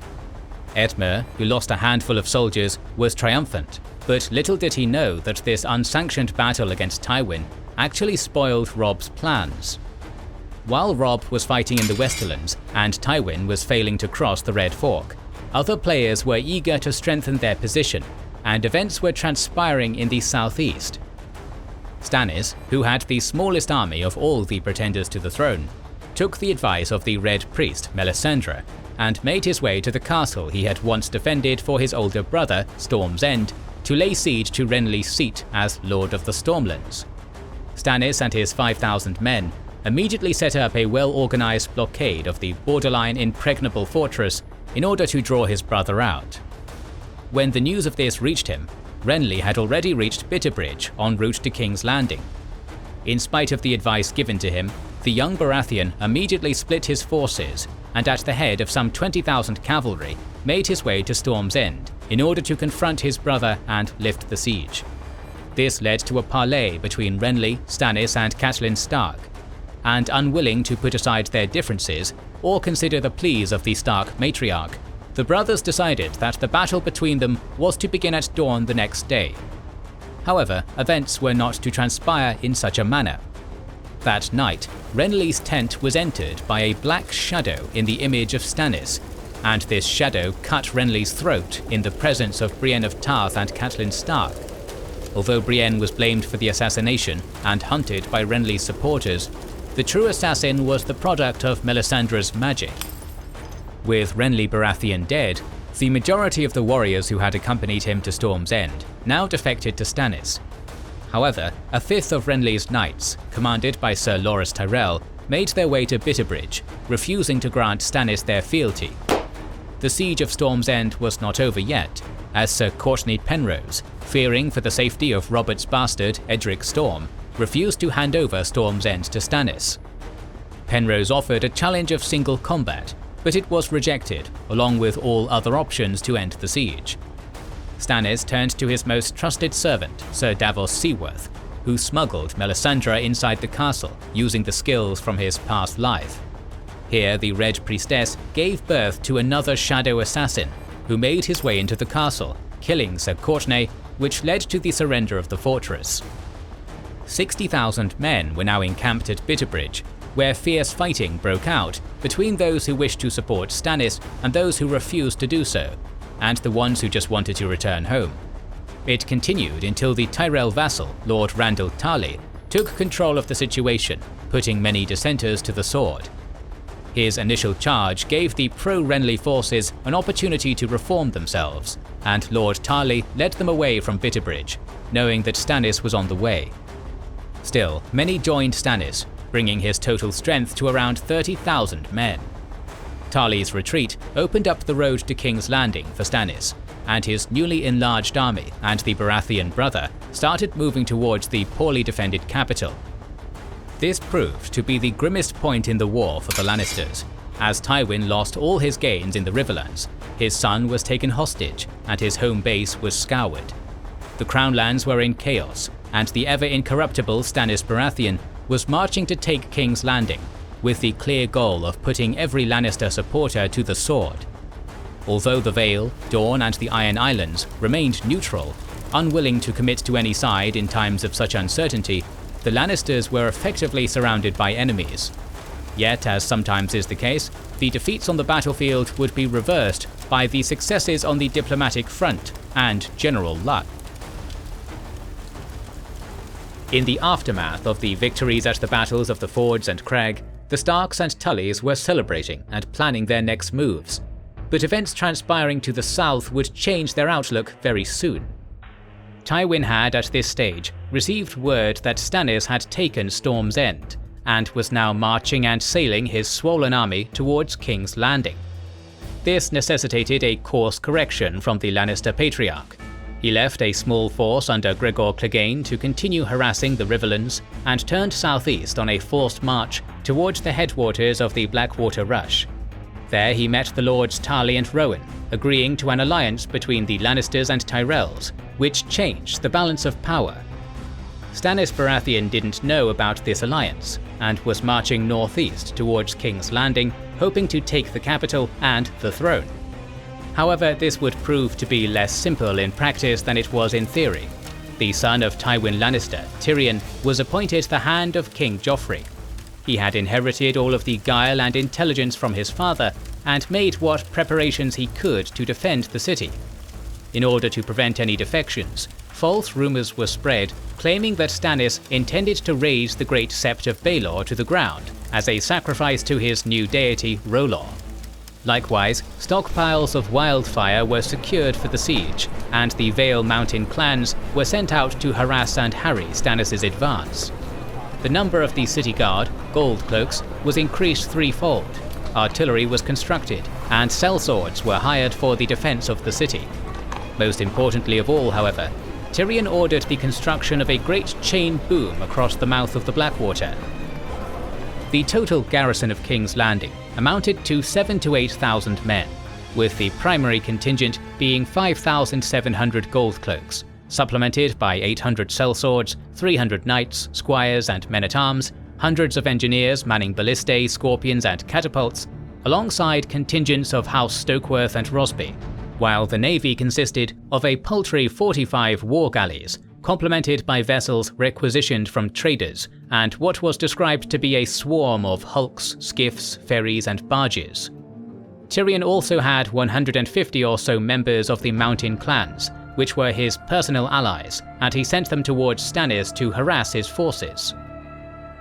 By way of comparison, Stannis commanded a force of 16,400 cavalrymen, primarily hailing from the Reach, as well as contingents from the Stormlands and Crownlands. He had also embarked some 4,600 infantrymen upon his ships, who were primarily raised from the Crownlands, Lys and Myr on 200 ships, with 60 war galleys, 40 smaller Myrish war galleys, 80 carracks and lumbering great cogs, as well as 25 Lyseni pirate galleys under the command of Salador San. At the urging of Sir Davos Seaworth, Lady Melisandre was left behind, in order to ensure the victory was deemed to be Stannis' and Stannis' alone. Despite the attempts of the mountain clans of the Vale, who utilised scorched earth and hit-and-run tactics in order to slow the advance of Stannis' warriors, the former Lord of Dragonstone duly arrived before the Lannister Tyrell host. The Baratheon host countered the threat posed to their baggage train by setting the Kingswood alight, effectively smoking out their harassers. So began the largest and most decisive battle of the War of the Five Kings, the Battle of the Blackwater. Stannis' vanguard of 5,000 men consisting of houses Fossaway, Estamont and Florent, under the command of Sir Guyard Morrigan, arrived early, and a number of Joffrey's war galleys met them head-on, exchanging arrow fire between them. The remainder of the fleet was delayed by the treacherous water and terrible weather conditions, causing the loss of a dozen ships. Overall command of the fleet was granted to Sir Imry Florent, who took up his position on Stannis' flagship Fury, while Stannis commanded the host on the south side of the Blackwater, ordering the creation of rafts and also arrows. The battle began properly when Sir Imry Florent ordered the fleet upriver in order to engage Joffrey's ships, entering the visual range of the city by late afternoon. Stannis' commanders were overconfident due to their superior numbers. Scouts were not sent ahead, and the entire navy moved forward with the exception of Salador San's Licini galleys, who were kept as a rearguard in Blackwater Bay. Florent organised the ships into 10 battle lines of 20 ships each. The first 3 composed of war galleys belonging to the Royal Navy and Lords of the Narrow Sea. The Myrish ships behind them were tasked with landing their embarked soldiers to attack the city before joining the first 3 lines, while the far slower and smaller sailed ships were to ferry the remainder of Stannis' soldiers. As they continued their approach, Sir Davos noticed the newly constructed watchtowers and the chain in the water, but at this stage it was too late, and the ships continued forward irrespective of the imminent danger they now faced. Trebuchets on the city walls began to hurl stones at the oncoming fleet, while pots of pitch were also flung at them. It is at this stage Tyrion's plan to save the city came to the fore. A number of Joffrey's ships had been filled with wildfire, and as Stannis' fleet was lured into its doom, they imploded, setting the ships and the river itself aflame as the wildfire continued to burn even on the water. To the horror of Stannis' commanders, they realized they were now trapped within the torrent of heat and flame, as the chain had been drawn up behind them. The casualties were substantial. However, the first 2 battle lines were well upstream of the roiling inferno which had emerged behind them when the hulks bearing the wildfire passed by them. Between 30 and 40 galleys escaped the initial blast, with 8 landing under the city walls, allowing their men to make it to dry land. Likewise, the Meermen were able to escape with their lives by sailing for the south bank. Within the walls of the city, Tyrion Lannister took charge of the defences. However, the first threat he faced came from within the walls, as some drunkards in Flea Bottom began looting, and Lord Jacelyn Bywater sent some of the Gold Cloaks tasked with defending the city to deal with them. Tyrion then organised sortie parties of mounted men-at-arms and the minuscule number of knights he had available to him under the command of Sandor Clegane and Sir Balon Swann to harass the disembarking soldiers of the besieging host. This was initially successful in holding back the onslaught of Stannis' superior force. The casualties, however, were grievous. Tyrion learned of a further complication, with Stannis' men successfully landing upon the tourney ground and now preparing to ram the King's Gate. He made his way to the King's Gate, where Sandor Clegane had already led 3 sorties. The knight, who was visibly spooked and drained of his courage by the wildfire now embroiling the battlefield, refused to venture out again. Those gathered at the Mud Gate, seeing the warrior who towered above faltering, started losing heart. Tyrion recognized this, and seeing that desertion could be imminent, elected to lead the next sortie himself. The fact that one with such a short stature was willing to fight shamed many of the defenders gathered there, and they found courage to join their hand.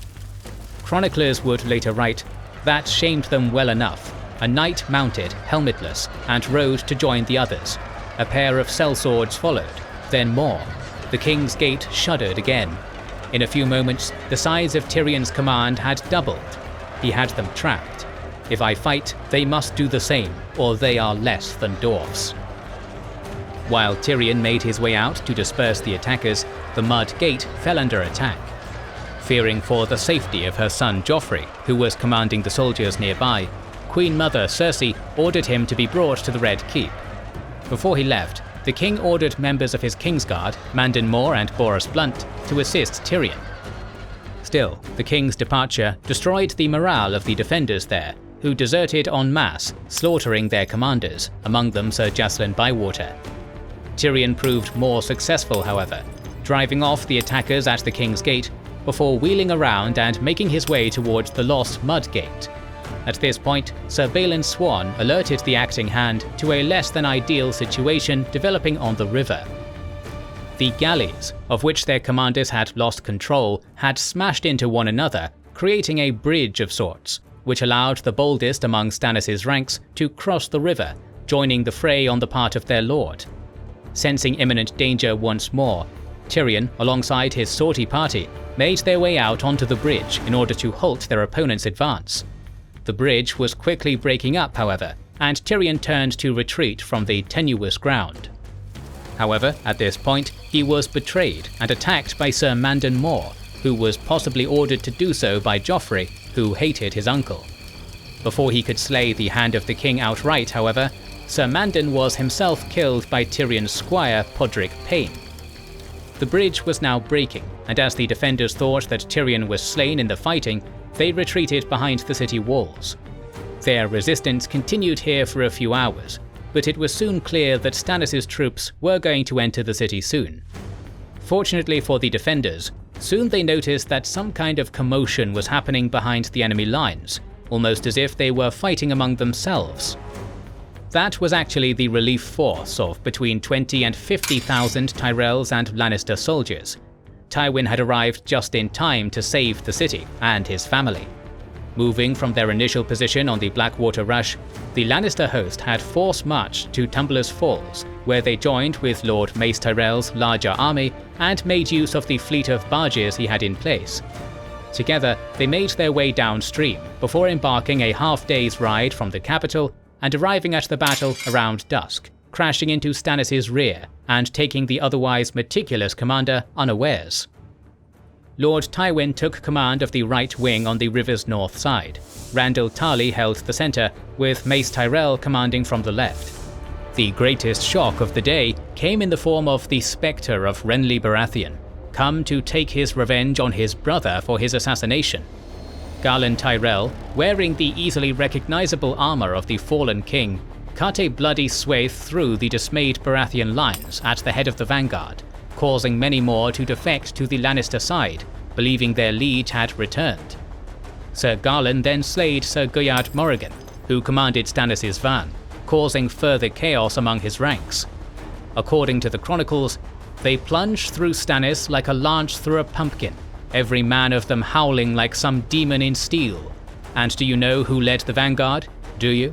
Do you? Do you? It was Lord Renly. Lord Renly in his green armour, with the fires shimmering off his golden antlers. Lord Renly with his tall spear in hand. They say he killed Sir Guyard Morrigan himself in single combat, and a dozen other great knights as well. It was Renly, it was Renly, it was Renly. Oh, the banners, darling Sansa. Oh, to be a knight.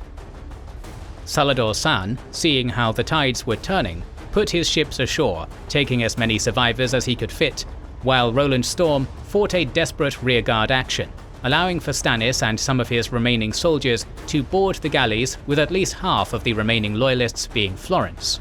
Due to the limited capacity of the galleys for soldiers to embark, thousands were left behind, and they began to turn on one another in an attempt to save their own lives. Stannis was left with a bare fraction of the soldiers he had brought with him due to defections and casualties, with his only remaining ships being those belonging to the Sellsword Sun as they retreated back towards Dragonstone. The garrison also suffered much in the way of casualties, with 1,600 gold cloaks either killed in the fighting or having deserted, alongside the majority of the sellswords, knights and men-at-arms having been killed. However, the relief force suffered only minimum casualties in the ensuing chaos they caused. The victory was simultaneously a decisive victory for the Lannister-Tyrell alliance, as well as a devastating blow to all others who claimed the Iron Throne. Joffrey, at the behest of the High Septon, set aside his betrothal to Sansa Stark, instead taking Margaery Tyrell as his bride, cementing their alliance and immediately making the Lannisters the most powerful force in the realm, easily outnumbering the forces Robb Stark could bring to bear. While Tywin Lannister, relieved of much of the pressure he had previously been under in Harrenhal, took up the role of Hand of the King proper. He was further proclaimed Saviour of the City, setting himself up in a position as the true strength behind the crown, and setting out to bring the conflict to a swift conclusion. While Tywin enjoyed the adulation of the people of King's Landing, a small few would recognize the telling role the now grievously injured Tyrion had played in saving the city. However, the youngest of the Lannister siblings stewed in his anger and resentment, a concoction of emotion which was to have devastating consequences for his family. "My hirelings betray me, my friends are scourged and shamed, and I lie here rotting. I thought I won the bloody battle. Is this what triumph tastes like?"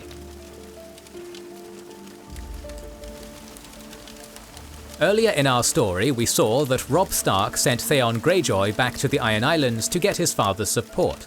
Instead of securing this support, Theon joined with his father Balon and betrayed his former Stark wards by launching an invasion of the north.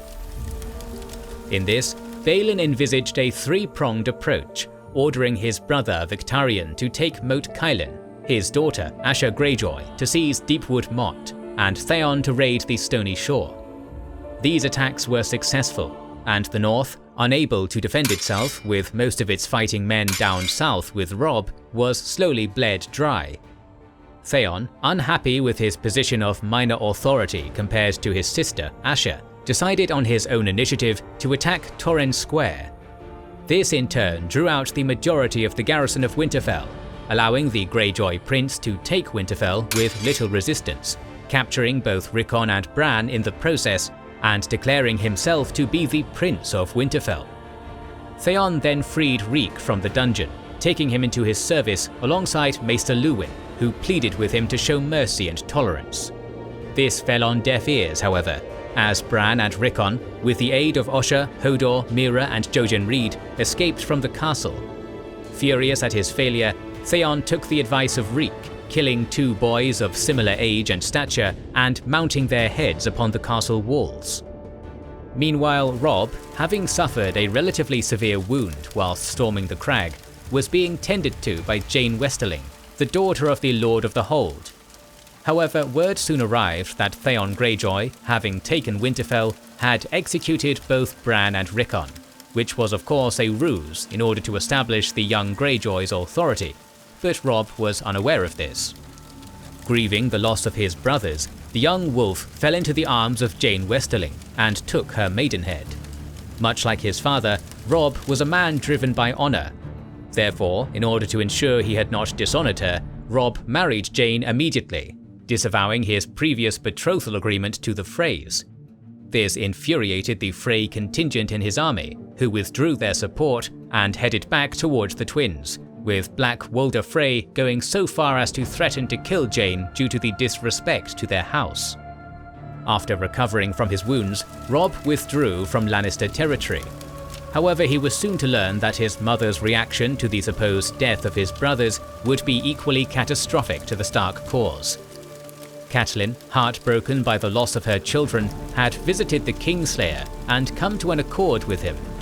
In return for his freedom, Jaime was to be accompanied by Brienne of Tarth, who would exchange him for the safe return of her daughters Sansa and Arya from King's Landing. This move angered many of Robb's bannermen, in particular the patriarch of the Stark cadet branch, Rickard Karstark, as the Kingslayer had slain his two younger sons, Torhen and Eddard, at the Battle of the Camps in an attempt to reach the young wolf. Infuriated, the Lord of Carhold sent a contingent of his bannermen to recapture Jaime, but they failed in the attempt. Failing that, Rickard led a small group of Karstark men out to murder the captive Willem Lannister as a sort of twisted consolation prize. As a result, Rickard was arrested by Stark forces and incarcerated.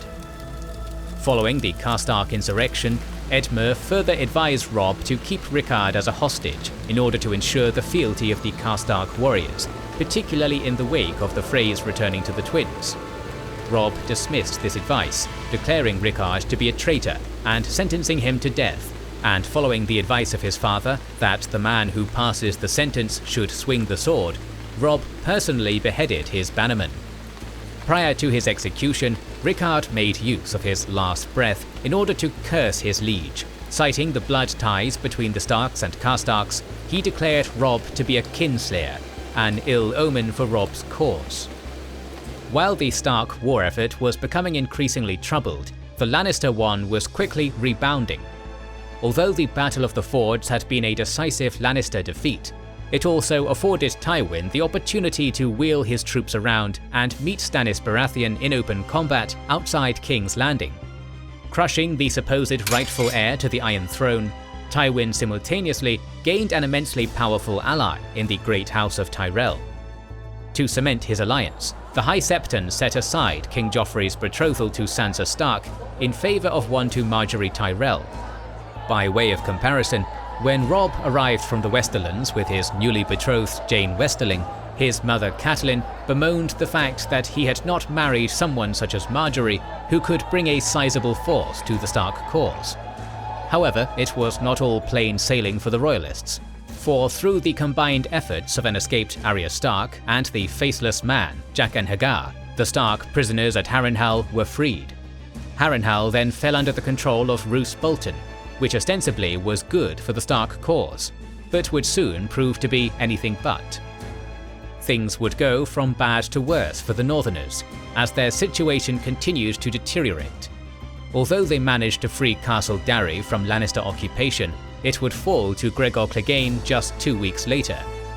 After reclaiming this fort, the Mountain Who Rides was not in a forgiving mood and instead sacked the castle, killing the 8-year-old lord of the castle, Lyman Darry, and eliminating the male line of that house. The Mountain would not hold the castle for long either, for when Sir Helmund Tellhart laid siege to it, Gregor had to retreat, for he only had a token force under his command.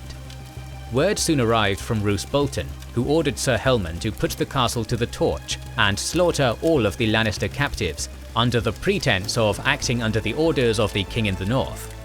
Tellhart was then to join Robert Glover and Harrion Karstark with the remaining Karstarks at Harrenhal to aid the assault on Duskendale.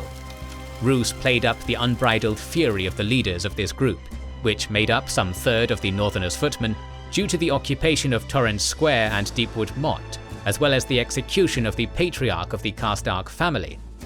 In truth, Lord Bolton was deliberately sparing these men to act rashly, for at this point the ever-cunning Roose had begun to plot the demise of his own faction. The Northmen made their way through the Crownlands, pillaging the area on their way to Duskendale. Unfortunately for the respective leaders of the contingent, following on from the defeat of Stannis Baratheon at the Battle of Blackwater, the houses Tyrell and Lannister had combined their forces, making them the most numerically superior faction in the Seven Kingdoms. Tywin, now acting as Hand of the King to Joffrey I Baratheon, sent his most competent general, Lord Randyll Tarly, at the head of a large army made up of men from both the Stormlands and the Reach, in order to beat back the invading Northmen at Duskendale.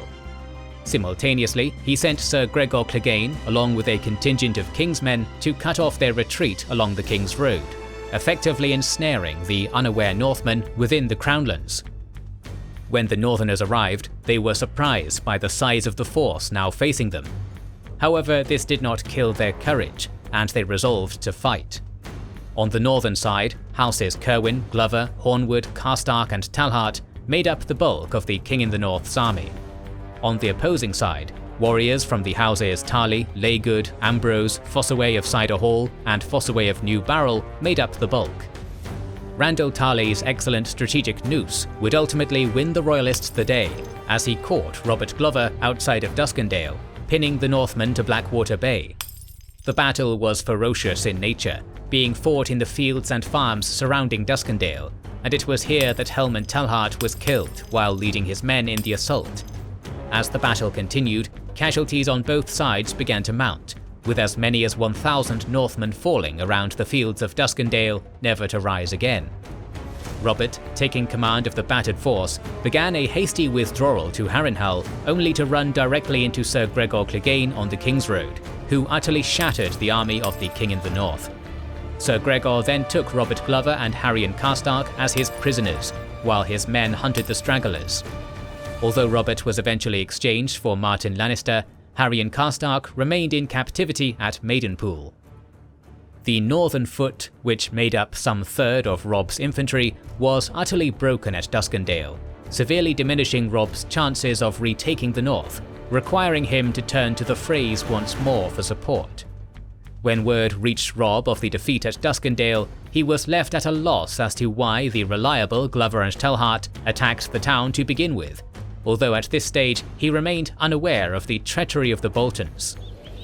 The slain Northmen were buried in a common grave close to the sea, with naught more than a wooden sign stating "Here lie the wolves" to mark their passing, whereas the fallen royalists were buried in heroes' tombs beneath the septs of Duskendale.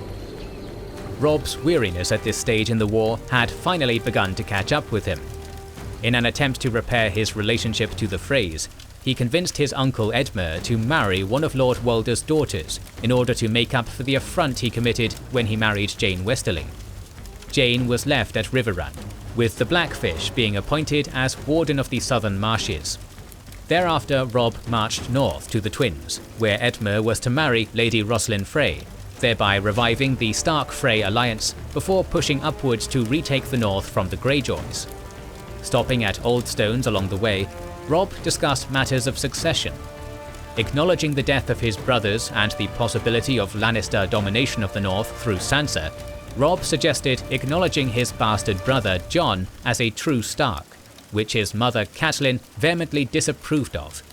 At Hag's Mire, Robb sent Mage Mormont and Galbert Glover north to reach Howland Reed, whose Crannog men, still loyal to the Starks, would serve as guides through the Neck, allowing them to take the Ironborn unawares. At the same point, Catelyn, Edmure, Mage, Galbert, Jason Mallister, and Great John Umber were gathered in order to witness Robb's choice of successor, which was rumoured to be Jon Snow. Meanwhile, Vargo Hoat, a mercenary currently in the service of Lord Bolton, was growing anxious at the resurgence of Lannister power. He had previously been in the Lannisters' employ, but had betrayed them in favour of the Boltons, selling out Harrenhal in the process. Fearing what Lannister retribution might entail, when Sir Jaime Lannister and his escort Sir Brienne of Tarth were captured near Maidenpool, Vargo instructed one of his fellow brave companions, Zollo, to cut off Jaime's sword hand. However, when Roose received Jaime from the leader of the brave companions, he assured the Kingslayer that Vargo had been acting independently from Bolton orders. In return, Jaime assured Roose that he would not be held responsible for the injury which Vargo inflicted. Lord Bolton then released Jaime, sending him back to King's Landing, into the hands of his father Tywin. Thus, Roose became a full-on traitor to the Stark cause. Unaware of this, Robb called upon Roose Bolton to join him at the Twins, as the retaking of Moat Cailin from the Ironborn would require all the men the young wolf could muster. Marching northwards to join with his supposed liege lord, Roose dragged his feet, tarrying at the Trident, causing his rearguard to be mauled by Sir Gregor Clegane. Upon his arrival at the Twins, Grey Wind was immediately aggressive towards the Freys, leading to the direwolf being penned up. Soon after, Robb's men crossed the Green Fork to the eastern shore, where a few thousand Freys were encamped within the three great feasting areas, with the forces of the late Walder Frey setting up a perimeter wall of numerous wagons and carts to pin the Starks in. Robb attempted to make amends at the wedding feast by apologising for his rash actions to Lord Walder, who instead forced the young wolf to beg for forgiveness of his assembled daughters and granddaughters. Following on from this ordeal, at the behest of Catelyn Stark, Robb asked Lord Frey for food and wine in order to gain guest right. When Roose arrived at the Twins, bringing with him 500 horsemen and 3,000 infantrymen, he discussed the disaster that was the Battle of Duskendale with Robb, convincing the young king that the defeat was due to the foolishness of Robert Glover, and that Theon Greyjoy should be kept in the Dreadfort following the bastard Ramsay's reclamation of Winterfell. Catelyn, seated between Sir Ryman Frey and Lord Roose Bolton, remained uneasy, thinking, was there ever a wedding less joyful? Meanwhile, unbeknownst to all those gathered, the outlawed Sandor Clegane had brought Arya Stark to the Twins in order to hopefully gain some reward from the King in the North for her safe return. After the wedding, a feast for the Highborn was held in one of the castles, with a second bastard feast being held for the lesser nobles in the second castle, and the common soldiers celebrating in the feasting tents, with ale, mead and wine provided by the Freys flowing. A multitude of common songs were played at the feast, with Great Jon Umber bellowing out his own rendition of the Bear and the Maiden Fair, indicating that he was deep within his cups. Roose then toasted Lord Walder's grandsons, Big and Little Walder, who were now in the care of Ramsay Snow. Then, as was the custom, Edmure and Roslin departed the hall for the bedding custom. Unbeknownst to the Starks, the musicians at the wedding were actually sellswords and knights, who signalled the beginning of the massacre in a rendition of the Rains of Castamere. It all happened very quickly. Very few of the Northerners were even able to react, as most were butchered on the spot by the musicians' crossbows or by Frey knives. Soon after, Sir Ryman Frey, supplemented by the traitorous Boltons and Karstarks, slew Robb's personal guard, including Small Jon Umber, Daisy Mormont and Sir Wendell Manderley. Robb himself had been struck by multiple crossbow bolts at this stage and stood in the centre of the hall in shock, with his mother Catelyn grabbing Lord Walder's Blackwit grandson Aegon and offering to trade his life for Robb's. On my honour as a Tully, on my honour as a Stark, I will trade your boy's life for Robb's, a son for a son. A son for a son? But that's a grandson, and he never was much use. In response, Roose Bolton strode forward and stabbed Robb in the heart, stating, "Jaime Lannister sends his regards." Catelyn then opened Aegon's neck, and in response, Sir Raymond Tully Frey slit her throat. Not all of the Northerners were killed, however, with the Great Jon, Patrick Mallister and Sir Mark Piper overwhelmed and taken captive. Meanwhile, Grey Wind was killed in his pen from a number of crossbow bolts. In the camp on the eastern bank, the 3 feast tents collapsed and were set alight with fire arrows, having been oiled earlier in the night. As the intoxicated Northerners burned underneath the tarpaulin of the tents, Walder Rivers led a contingent of heavily armoured Frey men-at-arms against the Stark loyalists. Sandor fought off 3 men attempting to capture Arya, before escaping with the girl still safely in his care.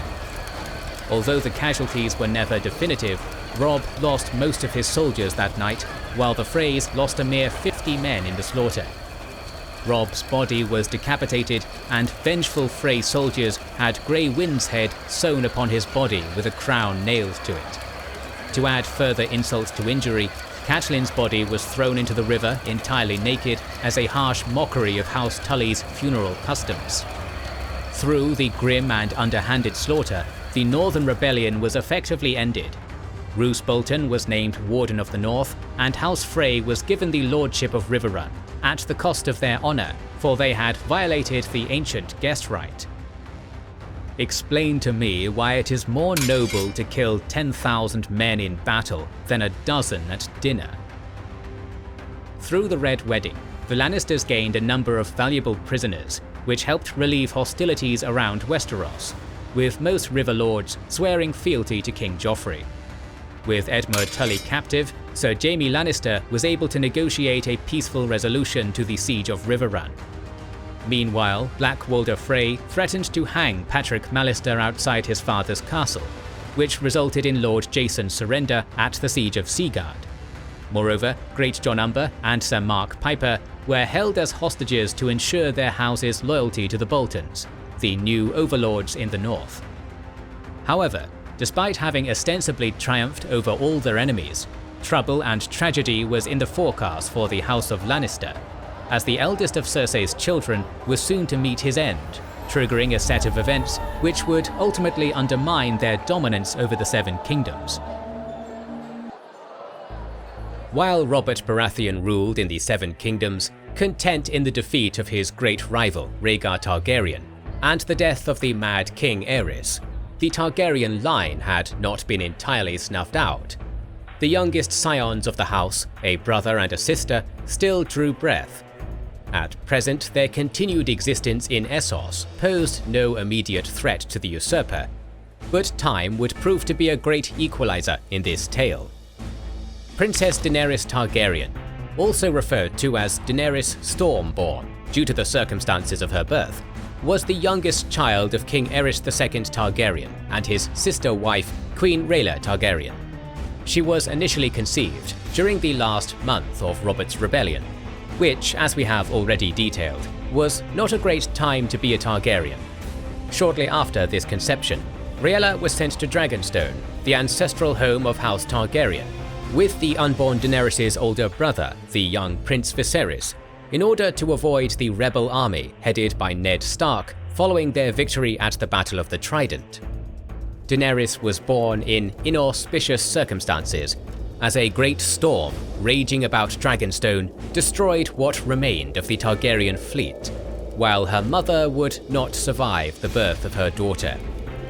The Targaryen family had been decimated in the war, with Aerys, Rhaegar, and his children, Rhaenys and Aegon, murdered by the Mountain, leaving young Viserys and Daenerys as the last of the dragons.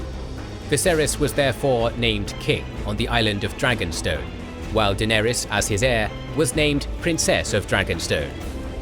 Their time on Dragonstone was to be fleeting, as Stannis Baratheon was building a mighty fleet to take the island. Fortunately for the House of the Dragon, one Sir Willem Darry, the former Master-at-Arms of the Red Keep, smuggled the children to the free city of Braavos, where they lived under Darry's protection until his death. In 297 AC, the Targaryens were taken in by Magister Illyrio Mopatis of the free city of Pentos, who sheltered them for half a year and offered to help in reclaiming the Iron Throne. In order to do so, he brokered a marriage to the Dothraki Khal Drogo, who would marry Daenerys in return for providing her brother Viserys with the army required to reclaim the kingdom he deemed to be his by right.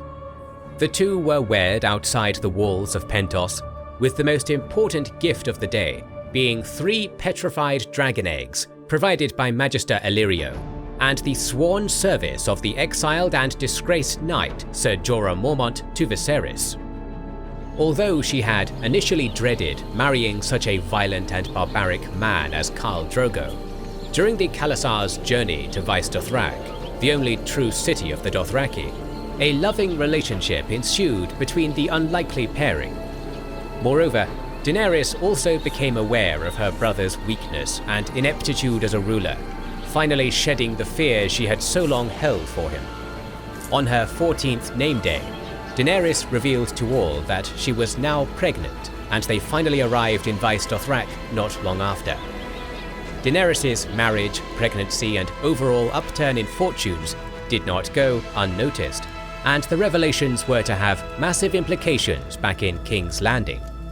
When King Robert learned of Daenerys' marriage through his Master of Whispers, Lord Varys, it caused friction between the king and his hand Eddard Stark, and the further revelation that she was now pregnant led Robert to command that a price be put on Daenerys and Viserys' head. At Vaes Dothrak, Daenerys was presented to the elders of the Dothraki, the Dosh Khaleen, and took part in a ceremony for her unborn child, eating a raw stallion heart in the process. Following this, the Dosh Khaleen named Daenerys' child the Stallion Who Mounts the World. Meanwhile, Viserys would cause a fair share of difficulties on that same evening, as he first attempted to steal Daenerys' eggs, only to be foiled by Ser Jorah, before arriving at the ceremony with his blade in hand, which was forbidden. He then drunkenly threatened Daenerys and her child, which led to Khal Drogo melting the gold medallions on his belt before giving him the crown he had asked for. So it was that the eldest of the Targaryens died screaming, far from the kingdom he had striven to reclaim his whole life. The brutal death suffered by her brother left Daenerys the supposed last surviving Targaryen, and as such, she felt the need to take up the deceased Viserys' cause of reclaiming the Seven Kingdoms. However, her husband, Khal Drogo, was uninterested in such a plan until assassins attempting to claim King Robert's reward were barely foiled by Ser Jorah. This ignited the fury of the great Khal, who made a solemn vow to reconquer the Seven Kingdoms for their unborn son. This vow caused him to lead their Khalasar south in order to enslave as many people as possible, with the plan to exchange them for ships in Slaver's Bay. During this incursion, they ran headfirst into a Lazarene town, which was being assaulted by another Khalasar, led by Khal Ogo. The two Khalasars proceeded to engage in battle, with Khal Drogo coming out on top and gaining some 10,000 captives, who Daenerys put under her direct protection to prevent their rape, causing furor among the Dothraki. During the battle, Drogo was injured and was unable to be seen immediately by the healers, leading to Daenerys turning to the aid of a Lázarine god's wife called Mirri Maz Duur. However, the poultice Mirri provided itched and burned Khal Drogo, who tore it off, replacing it with a plaster formed primarily of mud. This did little to stem the pain, and the wound began to fester, causing the mighty Khal to become weaker and weaker until he eventually fell off his horse. Daenerys sensed the danger in this, as a Khal who cannot ride a horse cannot lead a Khalasar and would not remain a Khal for long. Acting quickly, Daenerys ordered that camp be made before asking for Mirri Maz Duur to be brought to her. Rumours of the Khal's fall had already begun to spread, however, and by the time Jorah came to their tent and examined the wound underneath the mud plaster, he concluded that Khal Drogo was good as dead already. Despite urging her to leave, for fear of the power struggle that would ensue following Drogo's death, Daenerys instead sent the knight to put on his armour. When Mirri arrived, Daenerys asked her to save Drogo using blood magic. However, Mirri warned her that only death may pay for life, even though it would not be her life that acted as the counterweight in this bargain. As the ritual began, a battle erupted between Drogo's blood riders and Daenerys' personal guard, Cass, as the unborn Rhaego began to kick wildly, causing Daenerys to go into labour. The midwives would not attend her, however, due to the black magic ritual which was ongoing. This caused Jorah to carry her back into the tent in the hopes that Mirri could do something. Daenerys, too weak to protest, acquiesced and soon passed out. Daenerys came to some days later, following several horrific fever dreams, and was holding one of her dragon eggs. Her predicament was a brutal one. Her son Rhaego was stillborn and malformed, the price of blood magic, and Drogo, although alive, was now in a catatonic state. When Daenerys demanded to know when he would return to his prior wakeful state, Mirri responded, "When the sun rises in the west and sets in the east, when the seas go dry and mountains blow in the wind like leaves, when your womb quickens again and you bear a living child, then he will return, and not before." Mirri had purposefully brought about this waking nightmare for Daenerys in retribution for the burning of her temple and the slaughter of her people. Due to this, the Lázarine god's wife was arrested under Daenerys' orders, and realizing that Drogo was now past the point of no return, Daenerys euthanized the man. She further declared herself to be queen, freed her slaves, and created a Khalasar of sorts. Furthermore, Jorah was named as a knight of her Queen's Guard. The Queen then ordered a pyre to be built for the deceased Drogo, and placed upon it her 3 dragon eggs. Mirri was bound to it, with Daenerys informing the witch that only death can pay for life. The pyre was set alight just as the first star, which happened to be a red comet, was seen in the sky, and once the fire was at its greatest extent and ferocity, Daenerys walked into the flames. The next morning, as the flame had died out and the ground had cooled, the makeshift Khalasar found their queen naked yet alive among the ashes. Her being unharmed would cause enough consternation for the everyday Dothraki. However, it was the 3 newly hatched dragons which brought the greatest shock to her people. These dragons, the first to live since the year 153 AC, caused all gathered to drop to their knees and swear oaths to Daenerys, oaths which would make them more loyal to her than they ever were to Drogo. The 3 dragons were named Viserion, after Daenerys' brother Viserys, Rhaegal, after her brother Rhaegar, and Drogon, after her deceased husband. Unable to remain where they were, with several powerful Khalasars nearby, decisive action was required. Daenerys elected to follow the Red Comet, which she saw as a herald of her coming, causing her to take her people through the Red Waste. They soon came to an abandoned city that the Queen named Vice Teloro. There, the Khalasar began to recover from the terrible journey, while her blood riders were sent out to look for a way forward. 2 of the 3 returned empty-handed. However, Drogo returned accompanied by 3 citizens of the city of Qarth: the merchant Zarozoan Daxos, the warlock Priat Pri, and the Shadowbringer Quaitjay of Ashai. They escorted Daenerys and her people to Qarth, with Zaro inviting them to stay in his palace. It is at this point that she learned of the death of King Robert and the ensuing conflict over his succession. Daenerys was not idle during her time in Qarth, attempting to find backers in her reconquest of the Seven Kingdoms. This proved to be less than successful, and before long she was left with only one faction to turn to, the Warlocks. Daenerys went to the House of the Undying, where Pyat Pri gave her shade of the evening, and she entered the building alone. She soon experienced several strange visions, and when she finally reached the Hall of the Undying, a prophecy was spoken, apparently dictating her future. "We know the shape of shadows, morrows not yet made. Drink from the cup of ice, drink from the cup of fire, mother of dragons, child of 3. 3 heads has the dragon, 3 fires must you light, 1 for life and 1 for death and 1 to love. 3 mounts must you ride, 1 to bed and 1 to dread and 1 to love. 3 treasons will you know, once for blood and once for gold and once for love. Daughter of death, slayer of lies, bride of fire." More visions followed as the Undying attacked her. Fortunately, Drogon set them all alight, allowing her to flee. As she ran, Daenerys was attacked by Pyat Pri. However, a combination of her blood riders Drogo and Rakaro and Drogon saved her from the infuriated warlock. This destructive act, which resulted in the destruction of the Qarthi palace, turned the Qarthine against the Targaryen queen, as Pyat Pri was now gathering the remaining warlocks to confront her. After she rejected a marriage proposal from Zaro, he offered her ships in exchange for one of her dragons. Daenerys rejected this too, and led her people out of the palace.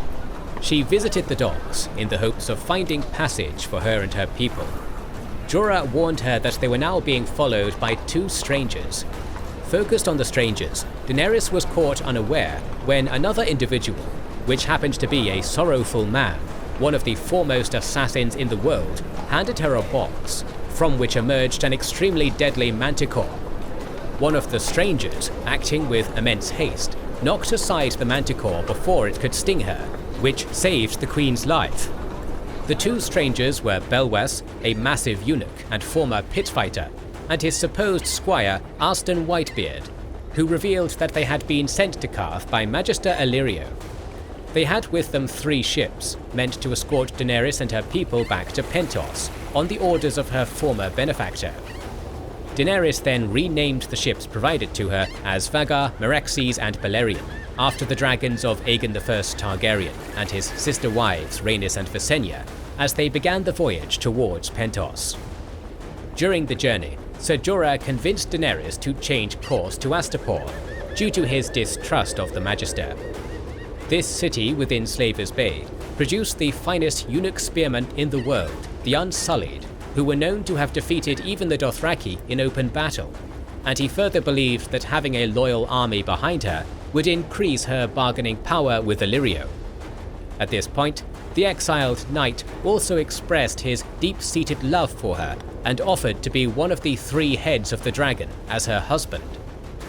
When they arrived in Astapor, Daenerys began to treat with the good masters, with the arrogant Krasinnis Mon Naklos, using a translator Missandei, insulting the Targaryen queen, as he believed she could not understand High Valyrian.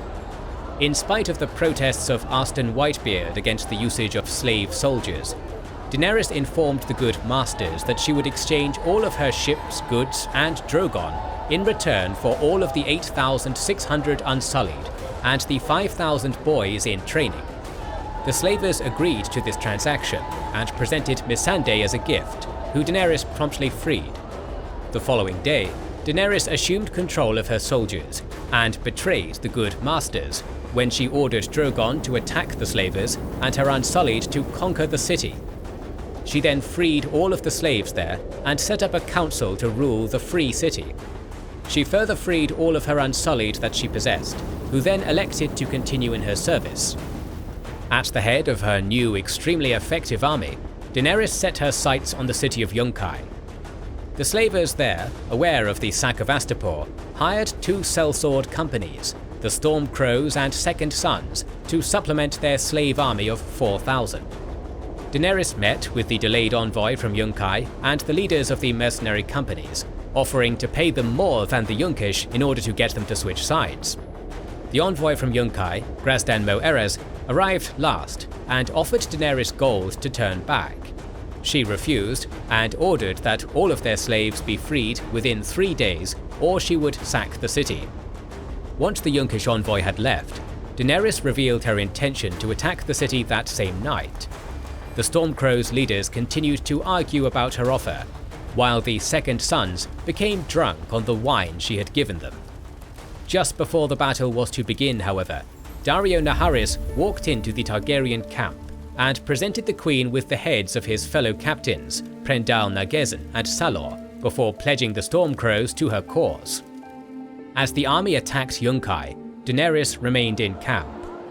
Though Mero, captain of the Second Sons, escaped, thousands of soldiers were taken captive, with Daenerys agreeing to spare any slave or sellsword who would swear their loyalty to her. Daenerys then made her way to the gates of Yunkai, but waited until the morning of the 3rd day before she took any further action.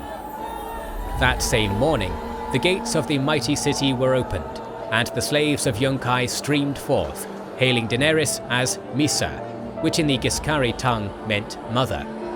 They welcomed her as a savior and liberator, the breaker of chains.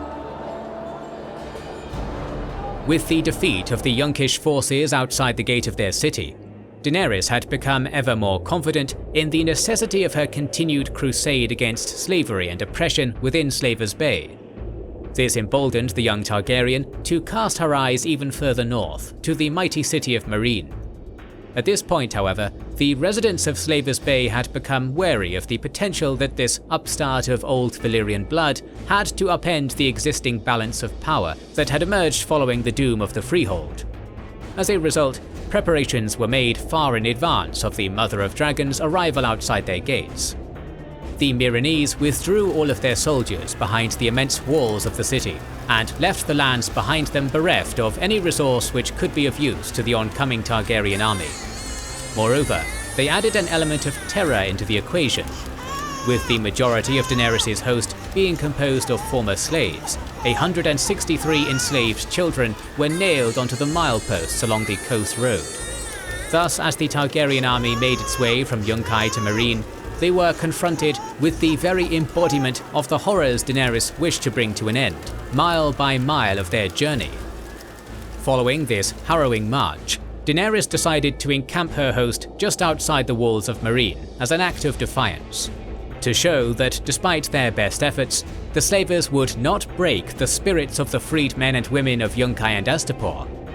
By now, Daenerys' host numbered some 80,000 individuals, even if less than a quarter of them were active combatants. The Meereenese sent forward their finest warrior, Osnak Zopal, the hero of Meereen, who challenged the Targaryens to single combat. Atop his white charger and holding a 14-foot lance, Osnak taunted the besieging enemy. At the same time, discussions commenced between Daenerys and her closest advisors regarding who should be sent to face him. Eventually, Daenerys decided upon her bodyguard, Strong Belwes. The reasoning behind this was twofold. As Belwes was an ex-slave, his death would not bring prestige to the hero of Meereen. Likewise, should the former pit fighter defeat Osnak, it would bring shame to Meereen and strengthen Daenerys' reputation. Thus, the duel was joined, and Osnak immediately charged at Belwes, who injured his horse, forcing Osnak to dismount and draw his sword. As was his tradition, Belwes allowed his opponent to wound him on his scarred stomach before beheading the horseman with his arak. The colossal eunuch then held aloft the decapitated head of the nobleman for all upon the great walls of Meereen to see, who began to loose stray arrows at him in spite of the fact they were out of range. In response, Belwas squatted in the direction of the city, defecated, then used the cloak of Osnak to wipe himself, killed his horse, and looted the body before returning to the Targaryen camp triumphant. While this represented a minor victory for the Targaryen cause, the imposing walls of Meereen remained an issue. The newly appointed commander of the Second Sons, Ben Plum, suggested entering through the sewers, which Daenerys rejected out of hand. She then visited a camp of freedmen, where she was assaulted by the former head of the Second Sons, Merrow, who had hidden among her followers. Fortunately for Daenerys, Arstan intervened and slew the sellsword with ease. However, the skill Arstan demonstrated caused Jorah to question his true identity, and Arstan revealed that he was in fact Ser Barristan Selmy. Jorah would then inform Daenerys that following on from the Battle of the Trident and the death of her brother Rhaegar at the hands of the usurper Robert Baratheon, Ser Barristan had betrayed House Targaryen. By bending the knee and joining the Kingsguard of Robert Baratheon, Barristan did not deserve to be trusted, a point Ser Jorah pushed to protect his position at Daenerys' side. Barristan initially countered this point by stating that he had shied away from revealing his identity for fear that word would make its way back to the Lannisters that he had joined her cause. Unfortunately, the angered Queen did not accept this as sufficient cause. However, the former Lord Commander of the Kingsguard, having travelled so far to find a liege worthy of his service, would not be undermined by Ser Jorah, a man who, by all rights, should have been executed for his actions. Ser Barristan, therefore, revealed that Jorah had acted as an informant for the Iron Throne since Daenerys' wedding to Khal Drogo, and despite his protests, Jorah was forced to admit the truth of the aged knight's words. Infuriated by what she deemed a betrayal on both their parts, Daenerys ordered both Ser Jorah and Ser Barristan to lead the assault through the sewers, half-heartedly hoping they would perish in the attempt. During the main assault, composed of barrages of arrow fire upon the walls, while a ram broke down the city's gates, Jorah, Barristan, Belwas, and 19 others entered through the sewers. They subsequently defeated the guards, who were not defending the walls, and freed the slaves of the city, who promptly revolted, allowing the Targaryen forces to take the city. In retaliation for the vile acts conducted before Daenerys arrived in the city, the last of the Targaryens had 163 of the Great Masters rounded up. Each and every one of those assembled was subsequently nailed to posts on the plaza that stood outside the Great Pyramid of Meereen, which avenged the children crucified upon the coast road. The Queen's next course of action was to now deliberate upon the fates of the traitors within her midst. She could find it within herself to forgive and pardon the aged knight Ser Barristan. However, the same could not be said for Ser Jorah. Unable to overlook such a blatant breach of her trust, the former Lord of Bear Island was exiled again, with the ominous warning that should he return to Meereen, he would be executed. Fortunately, the void left in Daenerys' only genuine connection to Westeros was filled by Barristan, who spoke to her of her grandfather, King Jaehaerys II, while further elaborating upon the life of her forebear, Aerys. In doing so, he provided context to the unspoken truth that when each Targaryen is born, a coin is tossed by the gods as to whether the madness inherent in their family would overtake that particular scion of old Valyria. In doing so, he informed the Queen that initially Aerys had not been mad, but it had overtaken him as the years passed. Although Daenerys did not want to hear of this at that moment, she informed the old knight that she would like to hear more in the days to come, before naming Ser Barristan Lord Commander of the Queensguard. In this role, Barristan trained a number of the nobility in the ways of Western chivalry, as well as some 60 formerly enslaved people, with 30 persevering and the most promising among them being squired to him personally. Further ill tidings came to the court of the Mother of Dragons, as in Astapor, the ruling council that she had installed had been deposed, with each of the councillors executed. A former butcher named Cleon, who was once enslaved to Grazdan Mo Ulhur, was now king of Astapor, and one of his first mandates was to have all of the city's former nobility enslaved. Further, Yunkai had begun raising new levies and sending out envoys, hoping to garner allies in the fight against the Breaker of Chains. Daenerys blamed herself for the failings of the cities she had once liberated, and decided upon a change of tact in her approach going forward. Therefore, Daenerys called all of her most loyal lieutenants to her side and informed them that she would remain in Meereen to learn to rule one city before embarking upon the far more ambitious plan of heading the entirety of the Seven Kingdoms. Word had begun trickling back to Westeros at this point, with Varys informing the small council of rumours of a three-headed dragon hatched in Qarth. This was not the end of the stories either, as among the acolytes of the Citadel, word spread of dragons in Ashai, Qarth and Meereen, along with news of supposed slave revolts in Essos. Soon, the truth reached Dawn and King's Landing regarding the hatching of dragons and the slave revolts. Meanwhile, Euron Greyjoy claimed at the King's Moot of the Iron Islands that he would marry the Mother of Dragons, dispatching his brother Victarion and the Iron Fleet to Slavers Bay to bring his soon-to-be betrothed to him. Such tidings also made their way as far as the Wall before long, which convinced Maester Aemon that Daenerys was the princess who was promised, which prompted the Old Man and Samwell Tarly to make their way to the Citadel in Old Town. Aemon unfortunately died on the voyage. Still, Samwell informed the Archmaester Marwyn, who, upon hearing what Aemon had deliberated upon, decided to travel to Slavers Bay to offer the Breaker of Chains his services. Despite all this bubbling support in her homeland, in Meereen, Daenerys' experiment with rulership had proven to be faltering. The Sons of the Harpy, a militant order composed of Giscari noblemen, had formed in order to resist Targaryen rule. They subsequently waged a guerrilla war against her, emerging during the night to slaughter freedmen, unsullied and shavepates, before disappearing back into the winding alleyways of the city before they could be captured. In response, Daenerys founded the Brazen Beasts, a city watch composed of the people of Meereen, while also placing a bounty of 1,000 honours upon the head of each of the Sons of the Harpy's heads. To fund this costly endeavour, a blood tax was levied upon the noble families of the city, while 2 hostages from each of these prestigious slaver families were demanded in an attempt to stem the bloodshed. Despite all these measures taken, Daenerys Targaryen's faltering experiment with rulership was to continue. Indeed, her role as a kind-hearted ruler grappling with the realities of a world that stubbornly refused to consent to the changes she wished to implement would soon begin to bear heavily upon her. Following their founding as a militia hell-bent on deposing Daenerys' rule, the Sons of the Harpy remained unrelenting, offering 100 slave girls to anyone who could bring them the silver-haired head of the city's ruler. This was not the end of their promises, for suffering was to be dished out to any who supported what the nobles deemed unfair occupation of their city. As the murders continued apace, Daenerys' kind heart again got in the way, as she found herself unable to harm the hostages she had taken from the city's noble families to deter the Sons of the Harpy, even if it might stop the attacks.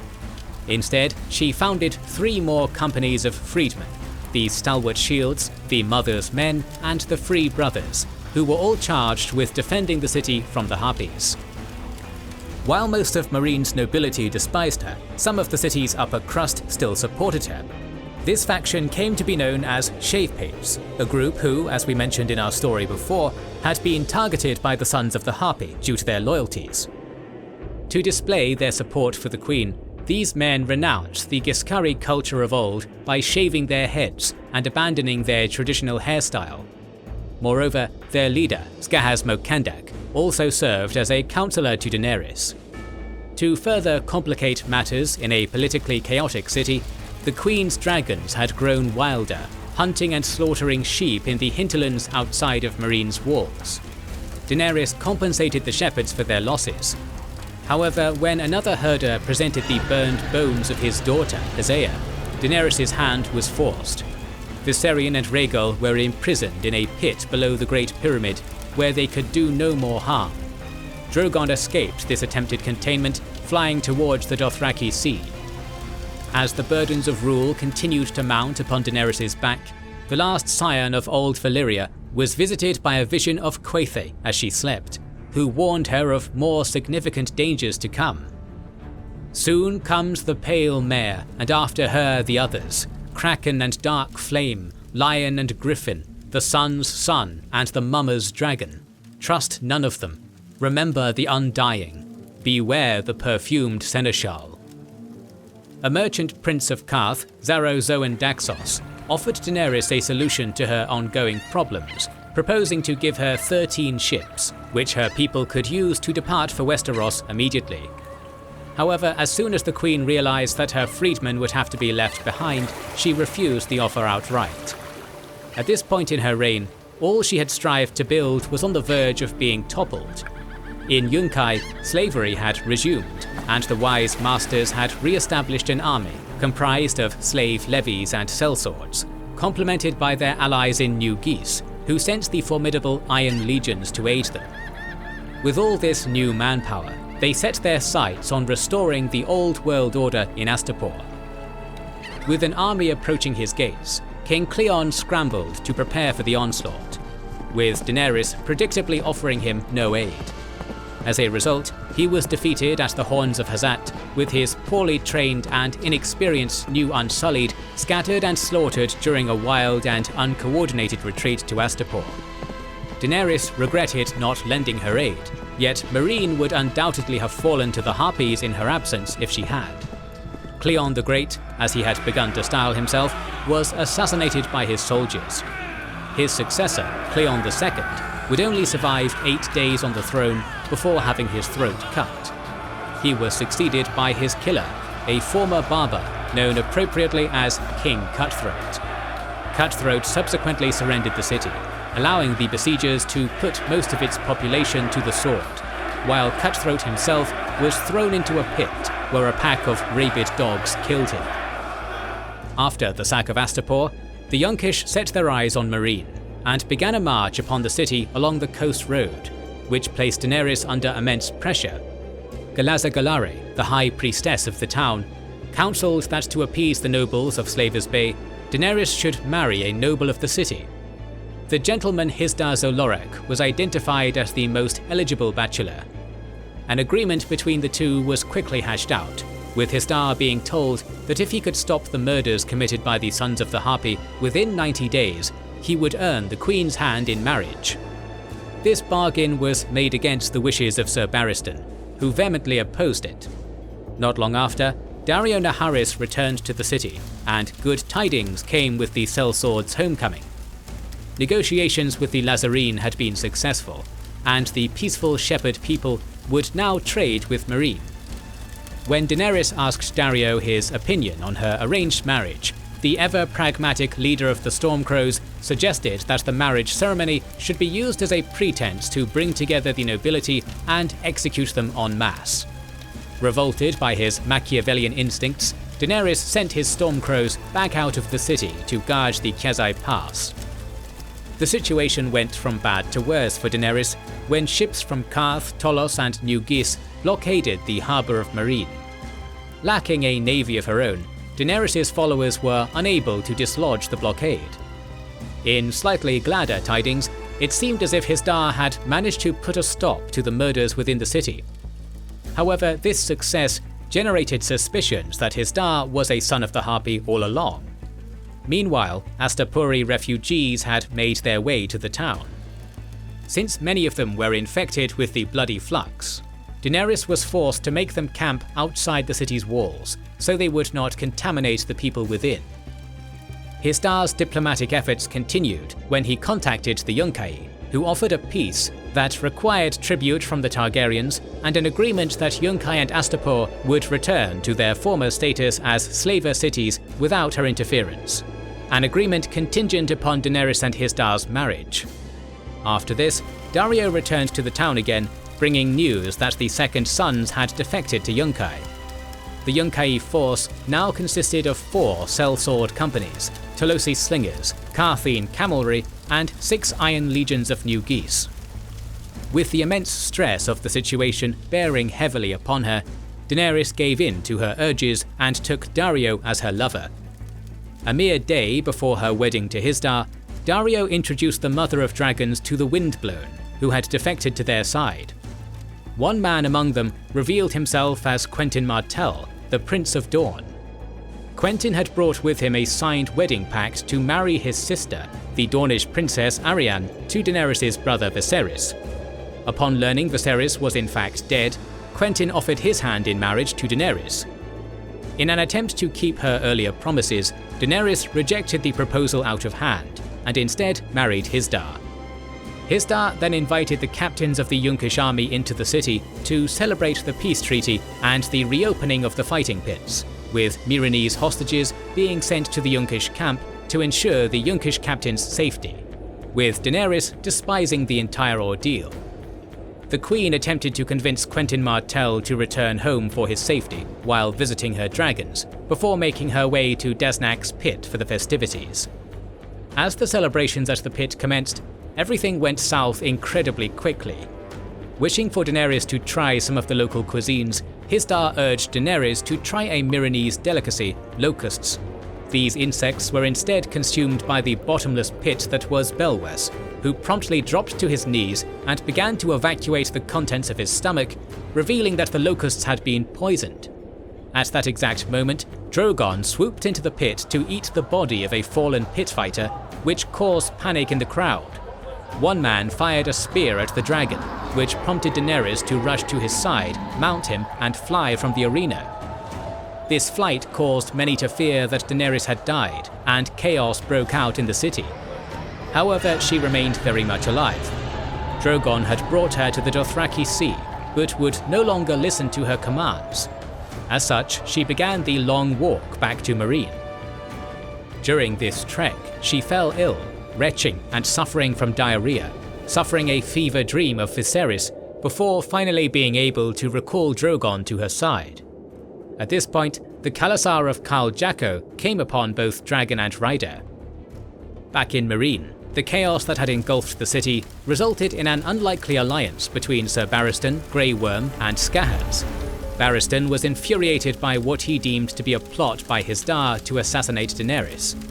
However, he did not act against Hizdahr, believing that in the absence of the Queen, it was not his place to make such decisions. However, the grandfatherly Barristan's anger came to a boiling point when Bloodbeard, the leader of the Company of the Cat, informed him that one of the Meereenese hostages had been executed. Barristan, alongside the Brazen Beasts, reacted by arresting Hizdahr, slaying the massive and imposing pit fighter Kraz in the process. Unfortunately, despite Barristan having urged Quentyn to leave the city for his own sake, the Dornishman attempted to tame one of Daenerys' dragons and was mortally wounded by dragonfire, with Rhaegal and Viserion escaping as a result of the Martell Prince's folly. Faced with enemies on all fronts, Barristan was forced to assume the role of Hand of the Queen. A council session was then called, where the plan for the city's defense was decided upon. Matters were complicated when the news was brought to Ser Barristan that the Yunkish catapults had begun flinging corpses into the town, infected with the bloody flux. Ordinarily, Ser Barristan would have defended the city from behind its stout walls. Yet for this fight, he made the bold choice to ride out and meet the besiegers in the field, rather than watch the pale mare bring Meereen to its knees. As a result, Barristan assembled the forces available to him. On the evening before the offensive took place, he gave a speech to the newly anointed knights he had been training in the city up until this point. Then, at the coming of the dawn, Barristan ordered the attack. This brings us up to date with the tale of Daenerys Targaryen at the time of writing. However, we remain hopeful that the winds of winter will bring us to the culmination of the second siege of Meereen in due time. At the conclusion of the rebellion against the Mad King, when all was said and done, Robert Baratheon sat on the Iron Throne, forever altering the course of the history of the Seven Kingdoms. Of all the dramatic twists in that seminal war, perhaps the most surprising was that Eddard Stark, the noblest man in the realm, had besmirched the very honor he held so dear by way of siring a bastard son. Following the defeat of the Mad King and the death of his sister Lyanna, Ned made his way back to his ancestral seat of Winterfell, bringing with him not only his retinue, but also the bastard son he had named Jon. This drew a frosty reception from his wife Catelyn, and this animosity was only furthered by the patriarch of the Stark family's abject refusal to speak of the boy's parentage. Jon was raised amongst the Stark children, with Ned displaying a fierce protectiveness towards the boy, ensuring that he received an education befitting a true scion of House Stark. As a result, the bastard grew close with his true-born siblings Robb and Arya, yet less so with Sansa, who treated him with disdain as her mother did. This relatively comfortable existence was soon to change with a portent of the coming of winter, which was encountered when the Stark retinue returned from the execution of a deserter of the Night's Watch. During their home journey to Winterfell, the party discovered a dead direwolf who had left a litter of pups. Upon Jon's suggestion, the pups were not executed, but instead given to each of the Stark children to raise. Jon received the runt of the litter, an albino pup whom he named Ghost. Due to his bastard status, Jon was deemed unworthy to sit with his true-born siblings at the feast welcoming King Robert to the north. During the festivities, he spoke with Benjen Stark, the first Ranger of the Night's Watch. Here, Jon set his heart upon joining the Brotherhood, fully aware that his prospects as a bastard were limited, even despite the kindness his father had displayed throughout the years. This process was hastened by Ned's acceptance of the title of Hand of the King, which necessitated that he head toward King's Landing. Catelyn was unwilling to keep Jon in Winterfell in her husband's absence, and Ned could not bring this bastard to court. Therefore, it was agreed that he would go north to the Wall. This arrangement pleased Catelyn, as due to the vows Jon would have to take with the Watch, he would be unable to sire sons who would challenge her own offspring's claim to Winterfell. Jon's dreams of joining a brotherhood of like-minded, stalwart guardians of civilization were soon dispelled, when, upon arriving at the Wall, he discovered that the Night's Watch of old had been fundamentally altered into an unrecognizable tapestry of criminals and exiles. Initially, Jon allowed his resentment of his current station to bleed into how he treated his fellow recruits, resulting in a confrontation between them. Only after a conversation with the armourer of Castle Black, Donal Noy, Jon realized he had treated the others in much the same way he had once been treated due to his status as a bastard. After this, Jon won the respect of his fellow recruits by displaying the characteristics of a great leader, mentor, and most importantly, friend. However, his popularity also won him the undying hatred of the Master-at-Arms, Sir Alliser Thorne. Jon's closest friend at the Wall was Samwell Tarly, a rotund man most unsuited to the rigours of the Black, and who could only take his vows due to Jon convincing Maester Aemon to take him as his personal steward. Following the end of the training period among the recruits, Jon believed he had proved himself to be a worthy candidate for the Rangers. Thus, he was shocked and dismayed when Lord Commander Mormont named him his personal steward. This fury was somewhat tempered when Samwell informed Jon that he was being intentionally kept close at the Lord Commander's side to groom him for a leadership position. Jon and Sam decided to take their vows before a set of weirwood trees north of the Wall. During this time, Ghost returned with the hand of Jaffa flowers. This led the brothers of the Night's Watch to their fallen companions, Jaffa and Othor, who were brought back to Castle Black. That same night, the two corpses arose as wights and came within a hair's breadth of taking the Lord Commander's life, had it not been for Jon's timely intervention. As a reward for his valiant efforts, Jon was awarded Longclaw, a Valyrian steel bastard sword, and treasured heirloom of the Mormont family. In recognition of House Stark's blood that ran through his veins, Jon had the Mormont bear's head pommel replaced with that of a direwolf. Jon's heart was torn apart when news reached Castle Black that Robb Stark had called his banners and marched south. Despite the counsel of Maester Aemon, who was revealed to be a Targaryen, Jon still decided to abandon his vows despite the death penalty which came with it, and ride south to join his brother. He was swayed from this course of action when his friends among the Watch pursued him and convinced him to return to the Brotherhood. The following morning, the Lord Commander berated the young bastard, and, properly chastised, Jon fully committed to the Night's Watch. This would come at a pivotal point, serving as a crossroads for the Watch. Benjen Stark had gone missing in the interim, which, in conjunction with other ill tidings from beyond the Wall, made Jeor Mormont certain of only one true path forward. The Night's Watch would lead a ranging north in a show of force that had not been seen in generations, and discover for themselves if the casualties could be attributed to the Wildlings alone or something even more sinister. The Great Ranging began with all preparations having been made, yet the initial portents left an uncertain picture for the party. The 200-strong company from Castle Black, supplemented by a further 100 rangers from the Shadow Tower, were encountered by naught more than silence. The Wildling villages they rode past, including Whitetree, were abandoned. Only at Craster's Keep were they informed of a new king beyond the wall, who had united the fiercely independent Wildlings in the Frostfangs.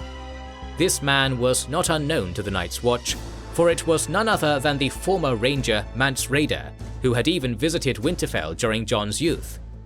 This news, though disheartening, did not alter the conviction of the Lord Commander, who ordered that his men continue onwards towards the Fist of the First Men. Upon their arrival at the Fist, the Night's Watch discovered that the defences were in a state of disrepair. Gior quickly ordered renovations to the site to defend against any oncoming assault, regardless of the foe which marched out to meet them. The breaches in the low ring wall were filled in with timber, while an additional set of timber stakes were set up. In addition, the slopes surrounding the hill were outfitted with caltrops. Meanwhile, while following his direwolf, Jon came across an old mound which Ghost dug up, uncovering dragonglass weapons and an old warhorn wrapped in a Night's Watch cloak, which Jon distributed among his brothers. Not long after, the 100 men of the Shadow Tower, led by the living legend Corin Halfhand, arrived at the Fist. Corin reported that they had been waylaid by a Wildling scouting party commanded by Alfin Crowkiller. Fortunately, they prevented the Wildlings from reporting the encounter to Mance, though the ensuing skirmish had come at a relatively high cost, as 4 brothers lay slain and a further dozen wounded. A Wildling prisoner Corin took during the battle subsequently informed the Lord Commander that Mance was currently searching for a form of magic capable of bringing down the wall. The Half-Hand subsequently selected Jon to be among the 3 scouting parties to assess the mountain passes. The other 2 were commanded by Jarmin Buckwell and Thorin Smallwood respectively. Following the ascent up the treacherous mountains, Corin's party ambushed several Wildling sentries in the Skirling Pass. Jon killed the first sentry with little difficulty. However, his blade was stayed when he discovered his second target was a woman. Rather than execute her on sight, he took the distinctly fiery-haired Wildling as a captive. As they continued their trek through arduous terrain, Corin ordered Jon to execute the Wildling sentry. Despite his duty, Jon's blade stayed once more, for he could not bring himself to kill an unarmed woman. Instead, Jon let her go free. In her parting words, the woman promised Jon that Mance would welcome him among the free folk should he ever defect from the Night's Watch to join them. That night, Jon dreamt through the eyes of Ghost, and in doing so, laid eyes upon the massive host that Mance had assembled against the Watch. Thousands of wildlings, supplemented by giants and mammoths, were shown to him, only for his vision to be cut short when an eagle attacked Ghost. Jon informed the group of what he saw. Surprised, the watchmen supposed that the young bastard was a warg, an unusual talent in the current age. The situation turned from bad to worse when the Night's Watch came across a wounded Ghost and spotted the eagle that had attacked the hound flying overhead. This caused Corin to decide to return to the Fist with all haste. The Wildlings remained in hot pursuit, and to delay them, Corin ordered Dalbridge, a veteran ranger of the Shadow Tower, to buy them as much time as possible in a desperate rearguard action. The Half-Hand further ordered Ebon and Stonesnake, the other company members, to make their way to the Fist as quickly as possible to inform the Lord Commander of what they had seen. This left Corin alone with Jon, with the former ordering the latter to join the Wildlings and to do what was required to win their trust. Though Dalbridge fought with the true ferocity of a member of the Night's Watch, it was not long before the Wildling party, with Rattleshirt at their head, came upon the pair. Jon immediately yielded to their superior numbers and renounced his loyalties to the Watch, which drew the feigned disdain of his companion. Nevertheless, further proof would be required of the bastard's loyalty before the Wildlings could accept him among their number. To that end, Rattleshirt demanded that Jon slay the Half-Hand. A duel ensued, and Jon was initially hard-pressed against the wily Shadow Tower veteran. Ghost intervened, mauling the warrior, and with a sufficient show put on, Qhorin allowed the younger man to bring an end to his watch. Although Rattleshirt was disappointed by the intervention of the direwolf, he kept his word and brought Jon back to their camp to meet the King Beyond the Wall.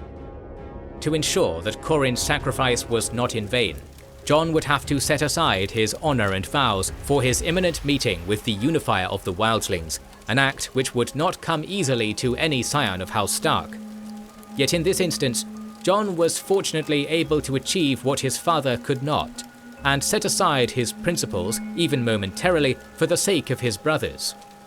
Although Jon initially did not recognise the true King Beyond the Wall, believing Tormund or Styr to be Mance, he quickly regained his footing and addressed the man who presented himself as naught more than a bard. Now addressing the true king, Jon feigned anger at those who raised him for his apparent poor treatment due to his illegitimate parentage. As a result, Mance Rayder could empathise with the young man, and perhaps see something of himself in the boy who seemed intent on setting aside the black. Furthermore, Mance allowed Jon to be privy to his plans, which would not be limited to the Night's Watch's destruction and the Wall's storming. Rather, the King Beyond the Wall wished to invade the Seven Kingdoms, and in doing so, carve out a dominion for his people, free from the infighting and harsh conditions which had long engulfed the far north. However, a greater reason pushed Mance desperately to unite the disparate far north, for the long night was approaching, and the denizens of the dark, icy depths of the Land of Always Winter were rising once more. This was a fact that those who dwelled within Westeros' Seven Kingdoms remained blissfully unaware of, including the Brothers of the Night's Watch, despite the initial reasoning behind their order's founding. These beings of myth and legend would soon become a stark reality for those camped upon the Fist of the First Men, bringing a premature end to the Great Ranging. While Jon had worked his way into the ranks of the Free Folk as an undercover spy for the Night's Watch, the position of the Night's Watchman on the expedition beyond the Wall soon proved to be untenable. Lord Commander Jeor Mormont sent out search parties to ascertain the Wildlings' position, while ordering the rest of his men to refortify their position. However, the works conducted on the already lackluster defences would prove to be little more than a mild inconvenience for what was to come. While Jeor waited for the last of the search parties to return to the main force, a horde erupted from the winter mists, hundreds of wights, ranging from reanimated humans to animals, assaulting the Fist. The Watchmen quickly formed a defensive line, with archers upon the Fist repeatedly firing volleys into the trudging horde of wights. Yet, to their fear and dismay, this had little effect on their undead foes, who continued their interminable ascent. As they did so, the wights began to fall upon the defenders, making quick work of what had already been a meagre force. Lord Commander Mormont soon realized the situation was a desperate one. In a Hail Mary maneuver, he gathered a cadre of 50 men and broke through the never-ending tide of wights that continued to assail the fortification. Having made their way out of danger for the time being, Jeor Mormont ordered a forced march to Crastus Keep, as the remaining 250 men of the Night's Watch were slaughtered at the Fist. The Free Folk would come upon this scene soon after. Gazing lachrymosely upon the corpses, the King Beyond the Wall would highlight the futility of the defence mounted at the Fist of the First Men. Had I been fool enough to storm this hill, I might have lost 5 men for every crow I slew, and still counted myself lucky. But when the dead walk, walls and stakes and swords mean nothing. Although Jon feared for his friends, who may have lay amongst the ranks of the dead at the Fist, he shirked not the oath he had sworn to Qhorin prior to his death. Continuing his defector's facade, he attempted the mission which Mance presented to him, agreeing to go south of the Wall with Ygritte as they joined the company commanded by Styr and Jarl for the treacherous crossing. Here, in what was to prove an uncharacteristic lapse of heart, Jon fell in love with Ygritte and broke his vow of chastity. Meanwhile, by the time the remaining 44 Night's Watchmen had completed their forced retreat to Crastus Keep, most of the survivors began to question the leadership of Lord Commander Mormont. Trapped within the hall due to horrific weather conditions raging outside, a further 4 men died, while another 8 were left incapacitated by way of wounds previously sustained or illness. This left a force of 32 men who were still capable of fighting, all of whom soon began to strain Craster's resources and patience. The tension came to a head when such members of the Watch demanded more food from Craster. When this was tersely turned down, they lost their temper and called Craster a bastard. Sufficiently angered, Craster vaulted the table to assault the Blackcloaks. Almost immediately, his throat was slit by a watchman, Dirk. Dirk then placed the still bloody knife to the throat of one of Craster's wives, demanding that she show them where the food stores were kept. Lord Commander Mormont attempted to intervene, demanding that Dirk unhand the woman. Here the altercation became a mutiny. Garth of Greenaway stood in his way, while Ollo Lophand stabbed his commander in the stomach.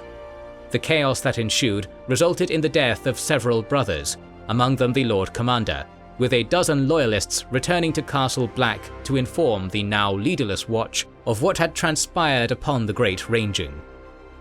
Meanwhile, Jon successfully scaled the wall. Others in his party were unsuccessful and plunged thousands of feet to their deaths. The survivors of the party would then descend at Greyguard, entering the Gift. At this point, Jon was forced to make another difficult decision that was to haunt him in the days to come: whether he should abandon Ygritte, the love of his life, and return to the Watch, or embrace his lover, forever turning his back on the oaths he had sworn to the Brotherhood. This decision was effectively made for him when the company came to the abandoned Queenstown, and Styr ordered Jon to kill an elderly man who had been unable to evacuate the condemned village. When Jon refused, Ygritte killed the man instead. Before the Wildlings could turn on Jon, the direwolf Summer, commanded by Jon's half-brother Bran, attacked the group. This allowed Jon to escape on horseback. However, he was wounded in the attempt, as an arrow shaft pierced his leg during the escape. Further south, Robb Stark, the king in the north, was heading towards the twins, and deliberating upon his potential successor. The king now believed his younger brothers Bran and Rickon to be dead, due to the invasion of the Ironborn, led by his former comrade Theon Greyjoy. Moreover, Arya was also believed to be dead, and Sansa was now wed to Tyrion Lannister. Therefore, to ensure the North did not fall under the dominion of the Lannisters, Robb was left with little choice but to decide upon his heir with the utmost haste. Dismissing the harsh objections of his mother Catelyn, he is believed to have legitimized his bastard brother Jon. This decision was apparently witnessed at Hag's Mire by Catelyn herself, Edmure Tully, Galbert Glover, Jason Mallister, Maggie Mormont and Jon Umber prior to the events of the Red Wedding at the Twins.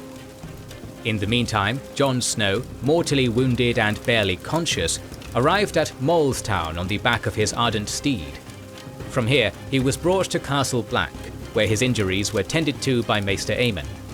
Soon his health began to improve. Unfortunately for Jon, he woke up to the tragic news that his brothers were ostensibly dead due to the treachery of Theon Greyjoy. In spite of Jon's efforts to warn the men at Castle Black of Mance's plans, Lord Steward Bowen Marsh had taken the bait set for him and left with the remaining fighting men to pursue the diversionary force who had struck to the west. On paper, this left the old and senile Castellan, Sir Winton Stout, with the old, the sickly and the greenest of recruits to defend Castle Black.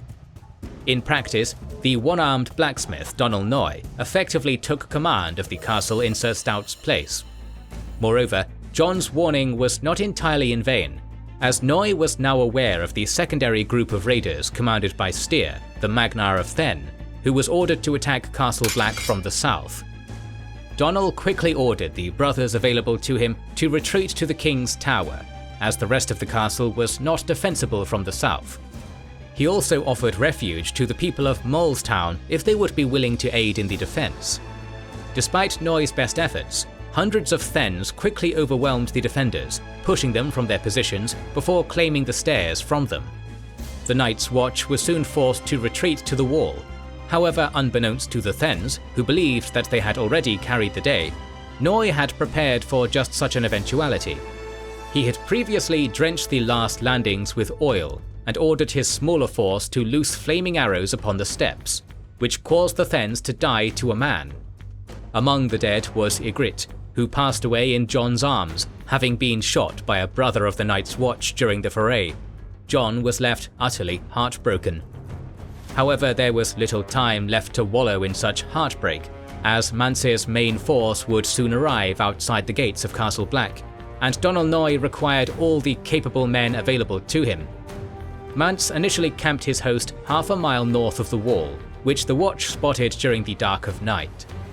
2 sentries sounded their horns, alerting Noye to the danger, who ordered that barrels of burning pitch be fired from the wall by trebuchet to obtain a greater view of what forces were arrayed against him. A dozen jars of lamp oil were set ablaze by the Watch, which were shoved over the edge one by one to further add to the conflagration. Satin, a brother of the Watch, estimated the total size of the Wildling host to be 100,000, which Jon Snow lowered to some 30 to 40,000, supplemented by hundreds of giants and mammoths. On the other side, the wall was defended by some 34 able-bodied brothers. Command of the wall was given to Jon when Donal realized that the Free Folk had no ladders capable of reaching the wall's summit. The one-armed blacksmith instead acknowledged that the battle would be decided at the gates of Castle Black. As a result, he took with him 2 archers and 2 spearmen in order to ensure the gate was held. Upon the wall, the defenders continued to let loose arrows at will, unable to properly aim due to the overall dark of night and distance from their targets. More effective was the hail of rocks thrown by the catapults. However, after a number of hours of this barrage, one of the trebuchets broke down. The Wildlings were therefore able to avoid the places where the rocks were launched by the remaining trebuchet, rendering it ineffective as the battle continued blindly throughout the night. The Free Folk brought a ram towards the gate as the sun rose. The Wildling forces were arrayed with some 100 mammoths mounted by giants at the center, with giants on foot at either side of this central portion of the line. The flanks comprised horsemen, archers, spearmen, slingers, and bone chariots on either side of the heavyweight center. Once within range, Jon ordered that the men upon the wall let loose continued volleys of arrows, while spiked steel caltrops were fired upon the attackers. This onslaught was continued until the giants carrying the ram were either dead or too wounded to carry on, with the remaining force routed by a combination of fire arrows and barrels of burning oil. Despite driving back most of the Wildling host, the day was not a total victory for the defenders. The giants below had managed to break the outer studded oak gate, and Magmar Tundaweg, the chieftain of the giants, was able to crawl through and reach the iron gate. The 5 warriors of the Watch engaged in a desperate final stand with the giant, and in the end, all 6 were slain, sacrificing themselves to a man to bring down the king of the giants. Jon and 3 other members of the Watch, including Maester Aemon, subsequently entered the tunnel. However, in a turn of good fortune, they found that a slain mammoth now blocked the entrance to the damaged gate. Jon ordered that the secondary gate be blocked up with rubble ice and whatever debris could be found in short order. As he attempted to yield command to Sir Stout as the last remaining knight in the castle, Aemon informed him that Sir Stout was no longer able to fulfill such a role, and command had in fact passed to Jon. The battle would drag on for many days, with neither side capable of fully exhausting the other. However, this was not a stalemate, for the longer the conflict continued, the more likely it was for the Wildlings to grasp victory. This was due to the fact that the Watch was already running low on supplies, having run out of oil and barrels of pitch, along with their stockpile of arrows. Word soon reached Castle Black of the victory at the Bridge of Skulls, where the greater force of men from Castle Black, led by Bowen Marsh, defeated a Wildling force led by the Weeper at the gorge near Shadow Tower. Jon was now fully aware that no further aid from the Watch would be forthcoming, and when he called upon the people of Molestown to join in the defense, he discovered that the settlement had been abandoned. In the interim, the Free Folk had constructed a device which came to be known as the Turtle. It was described as a hull turned upside down and opened fore and aft, a long hall on wheels. The Turtle had a rounded top and 8 huge wheels, and beneath it was a stout wooden frame covered with numerous layers of raw mammoth skin atop sheepskin and pelts in order to avoid it being set alight. The fire arrows which the watch loosed upon it were therefore rendered redundant, and it was only due to the quick thinking of Jon that the defense held. Realizing that this huge siege engine could be crushed as it drew close enough, Jon sought out the aid of Gren, Owen the Oaf and Kegs, and with them pushed 4 stout oaken barrels filled with crushed rocks off the side of the wall. This caused the wildlings to flee as the turtle splintered from the front, leaving the free folk attempting to clear the debris vulnerable to a barrage of arrows. This had bought the watch time in their defense of the wall, yet this was but a momentary respite in the unfurling onslaught which had been loosed upon them, as the watch now stood alone, or so it seemed. Time and again, the Night's Watch had thrown back the tide of free folk which sought to overwhelm the defences of Castle Black. However, each successful repulsion came at a huge cost to the already depleted Brotherhood. One would believe that the return of Sir Alistair Thorne and Janos Slynt would bring with them a degree of intelligence and leadership nous, which could prove pivotal in the dying embers of the conflict. However, this perception would prove to be a misguided one, as the duo immediately sowed discord within the ranks by having Jon Snow imprisoned for desertion. To strengthen their charges against the Bastard of Winterfell, the already imprisoned Rattleshirt was brought forward to testify against the nascent Jon Snow. Rattleshirt subsequently confirmed the accusations, informing the Night's Watch of Jon's actions in slaying Corin Halfhand upon the Frostfangs. This was all the testimony Sir Alistair and Janos required, and they subsequently ignored any explanation given by Jon, who tried in vain to explain Corin's final instructions to his jailers. Maester Aemon was then forced to intervene to ensure Jon was not summarily executed by sending a raven to Cotter Pike at Eastwatch. This swift and pertinent action saved the life of the Bastard of Winterfell, confined to the ice cells for 4 days as the stalemate outside the wall continued. Fortunately for the Night's Watch and the denizens whom they protected from the Wildling tide, this was not to be the only act of Maester Aemon which was to pay dividends, for the elderly Maester had sent ravens far and wide throughout the Seven Kingdoms, seeking the intervention of the great lords of the land. The vast majority of these ravens fell upon deaf ears, with events of a supposed grander scale transpiring throughout Westeros. One such letter would, however, make its way to Dragonstone, where a certain Stannis Baratheon now resided after his defeat at the hands of the Lannisters in the Battle of the Blackwater. Although the rightful heir of Robert now found himself at equally as low an ebb as that of his compatriots now manning the wall, the importance of wise counsel at a crossroads moment was once more to be shown. In this instance, it was to come in the form of the ever-loyal and honest-to-a-fault former smuggler Davos Seaworth. At the time, Davos's position in court was anything but sincere. This was due to the fact that the Red Woman, Melisandre, through her dark machinations, counselled to have Robert's bastard, Edric Storm, sacrificed to wake a stone dragon beneath the fortress.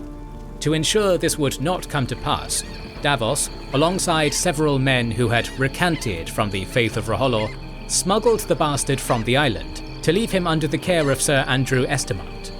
The response of the king evoked the words of House Baratheon, "Ours is the fury," as Stannis believed that Davos had now thrown away their final chance at a hasty resolution to the War of the Five Kings. Davos was, fortunately, able to sway the unruly Baratheon from the dark path Melisandre was leading him down.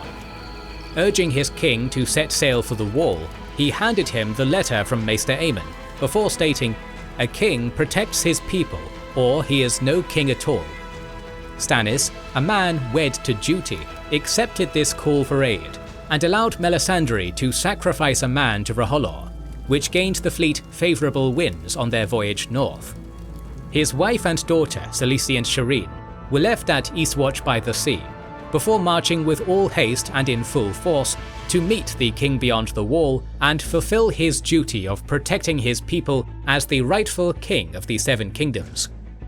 At the wall, the Night's Watch, unaware of their impending salvation, continued their dogged defense in the absence of their charismatic young leader.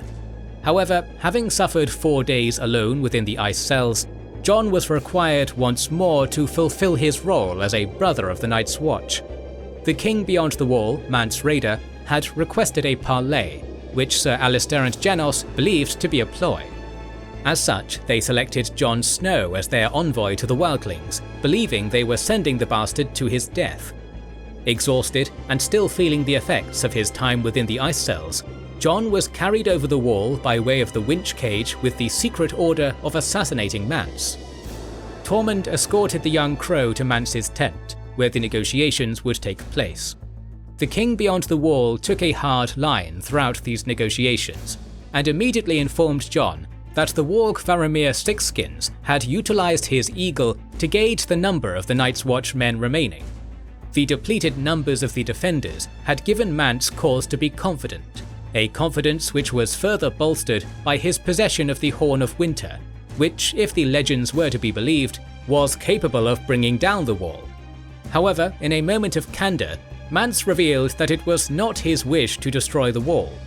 Rather, he would utilize it to protect his people from the looming threat of the White Walkers.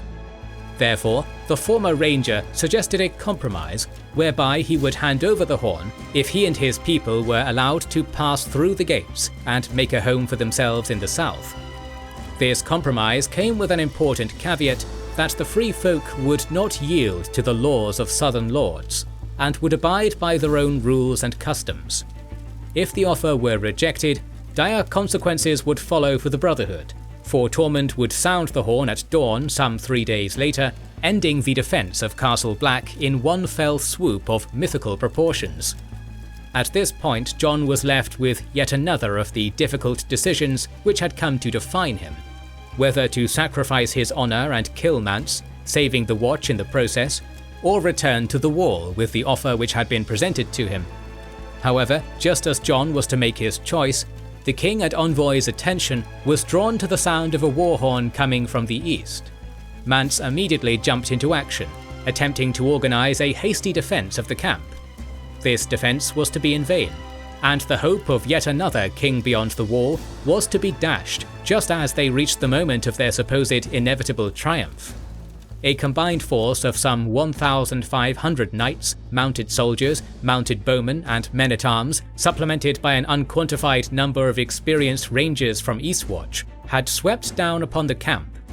The oncoming charge of the heavy Baratheon horse was comparable to the strength and ferocity of a tidal wave, and the onslaught proved unstoppable, decimating the Wildling lines in a matter of moments.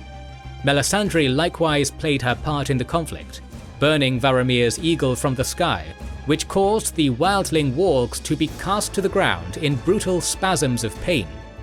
Events went from bad to worse for Mance when his wife Dalla went into labour due to the stress of the situation, leaving only Jon and Val to assist her within the tent.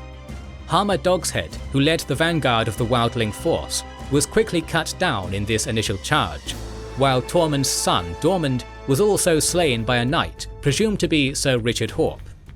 The chaos which ensued even caught Jon unawares, who, rather than join the battle, defended Mance's tent, unsure of who his would-be saviours even were.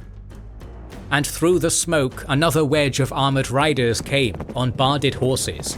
Floating above them were the largest banners yet, royal standards as big as sheets, a yellow one with long pointed tongues that showed a flaming heart, and another like a sheet of beaten gold, with a black stag prancing and rippling in the wind.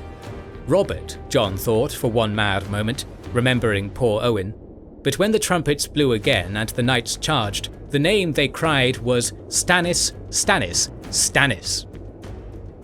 The battle, if one would deign to call it such, was effectively ended when the horse of Mance Rayder was slain beneath him, which caused the Wildling lines to break in their entirety. The giants, however, would not surrender or flee, and fought desperately against the Southrons, with Sir Godfrey Faring bringing low one of their number, a feat which earned him the moniker Giant Slayer. At the conclusion of the slaughter, Mance, alongside 1,000 other members of the Free Folk, was taken prisoner. Alongside their number were Val and Mance's newborn son, who would be named Aemon Steelsong, for whom Dalla had given her life in childbirth. After his triumph, Stannis took up residence in Castle Black, occupying the King's Tower, from where he was to plan his next move in order to claim his birthright of the Iron Throne. The former Lord of Dragonstone was quick to assess the options available to him, and offered to legitimize Jon Snow and name him Lord of Winterfell in return for helping him secure the loyalty of the North. Moreover, Jon was to be wed to Val, which Stannis believed would ensure the loyalty of the Free Folk, who could potentially bolster his own forces in the fight with the Boltons. The Night's Watch was also forced to begin the vote for the new Lord Commander, following the death of Jeor Mormont at Craster's Keep. However, the Watch remained a disunified organization, and after 10 days of deliberations, no such Lord Commander had been decided upon. This frustrated Stannis, who wished to negotiate over possession of the new gift and a number of the castles of the Watch. Stannis' patience continued to wane during this stalemate, and he threatened to choose a Lord Commander for them if they could not do so themselves. Samwell Tarly quickly realized that Janos Slynt was on the verge of winning the vote. Through his own initiative, Sam negotiated with Sir Denys Mallister and Cotter Pike, who held command of the Shadow Tower and Eastwatch by the Sea, to give up their claim to the Lord Commandership and support Jon instead.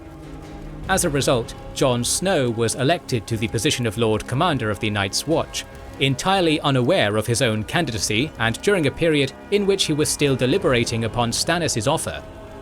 Having refused the offer of the king, a disbelieving Jon was subsequently elected the 998th Lord Commander, to the chagrin of Stannis, who had hoped to use him in a role which could quickly turn the tide against the Boltons throughout the north.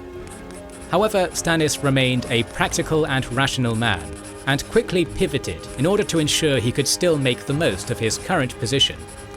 Having gleaned what he could of the White Walkers from those present in Castle Black, word was hastily sent to the Castellan of Dragonstone, Sir Roland Storm, to begin mining dragonglass to counter the threat posed. Allowance was also made for the Free Folk to pass through the wall and settle within the gift. However, this offer hinged upon the willingness of the Wildlings to convert to the worship of R'hllor, an offer which was taken up by the Lord of Bones and the newly minted leader of the Thenns, Sigon, who led their followers south. Mance Rayder was supposedly burned at the stake for treason and defiance, but unbeknownst to those who would witness the execution, the individual who was killed was not Mance, but Rattleshirt. Stannis would require a man of Mance's talents in what was to come, and as such, allowed Melisandre to place a glamour upon the unfortunate Rattleshirt, leading the majority of those living within the north to believe the king beyond the wall had perished. Those who came south only made up a minority of the wildlings who had survived the battle. A far greater proportion of the remaining free folk had fled into the haunted forest. Many followed a rider who led them to the Milkwater, with hundreds more following a warrior of dour temperament to Thenn. The vast majority followed Mother Mole to Hardhome, a number estimated by Bowen Marsh to be some 6,000 wildlings, while a further 3,000 wildlings followed Tormund. As one of his first acts as Lord Commander, Jon Snow sent Val into the haunted forest to find Tormund and begin negotiations with his one-time friend and ally. However, Jon's amiable and reconciliatory treatment of the wildlings would ultimately widen the rift amongst the Brotherhood, which, even in the direct aftermath of the battle beneath the wall, had begun to fester. As the dust settled upon the twin shocks of the victory over the wildlings and the election of Jon Snow to the post of Lord Commander of the Night's Watch, an uneasy status quo was established. Stannis took up residence within the King's Tower, whereas Jon Snow assumed the quarters of the now deceased Donal Noy. Jon's first act as Lord Commander was to institute mandatory archery practice for all members of the Watch stationed within Castle Black. Immediately, his tenure was beset with tension, for Jon quickly realized that his new royal ally Stannis may pose a threat to Maester Aemon and Mance's son, who may consider burning them at the stake for his Red God due to their royal blood. As a preventative measure, Mance's son was swapped with Gilly's child, and Samwell Tarly was sent away to train to be a steward at the citadel with Aemon, Gilly and the child in tow.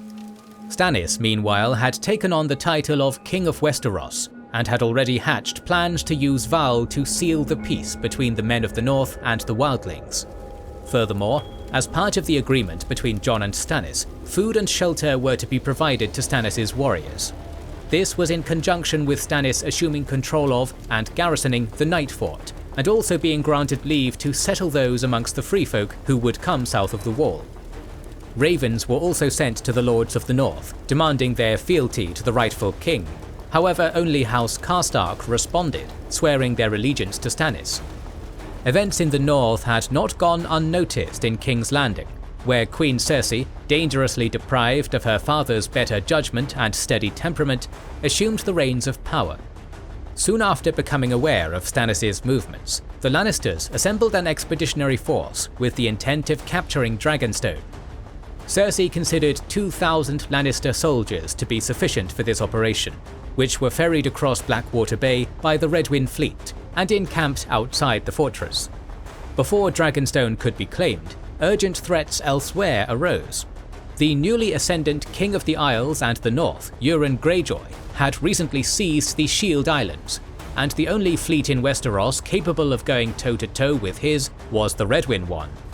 Knowing his homeland to be under direct threat of Ironborn raids, Sir Loras Tyrell begged Cersei to send word to Lord Redwyne to lift the siege and meet the Iron Fleet in battle before they could ravage the Reach. Callously dismissive of the Reachmen's plight, Cersei refused this request, believing the threat posed by the garrison at Dragonstone to be a higher priority. Thus, in an act of desperation, Loras begged to be sent to Dragonstone so he could help end the siege there earlier, thereby freeing up the Redwyne fleet to defend the Reach. Loras quickly made his way to the island, whereupon he immediately took command of the operation. The youthful yet talented Kingsguard immediately offered single combat as a method of resolving the conflict, hoping to force Dragonstone's garrison leader, Sir Roland Storm, to duel with him outside the walls. This was declined, and as such, Loras pressed for time and was left with little option but to storm the fortress. In the ensuing assault, Loras led from the front, and the gate was breached, with much loss of life on the attackers' part. Following this breach, the defenders hastily retreated to the keep, which was assaulted in short order. During his reckless charge, Sir Loras was grievously wounded, suffering a blow from a mace, featherings by an arrow and a crossbow bolt, and boiling oil being poured on top of him. However, as a testament to his grim bodily sacrifice, the Lannisters successfully captured Dragonstone, with massive casualties of some 1,000 men, most of which were the youngest and most promising flower of King Tommen's army in the aftermath. Sir Loras was now ostensibly on death's door on the shores of Dragonstone.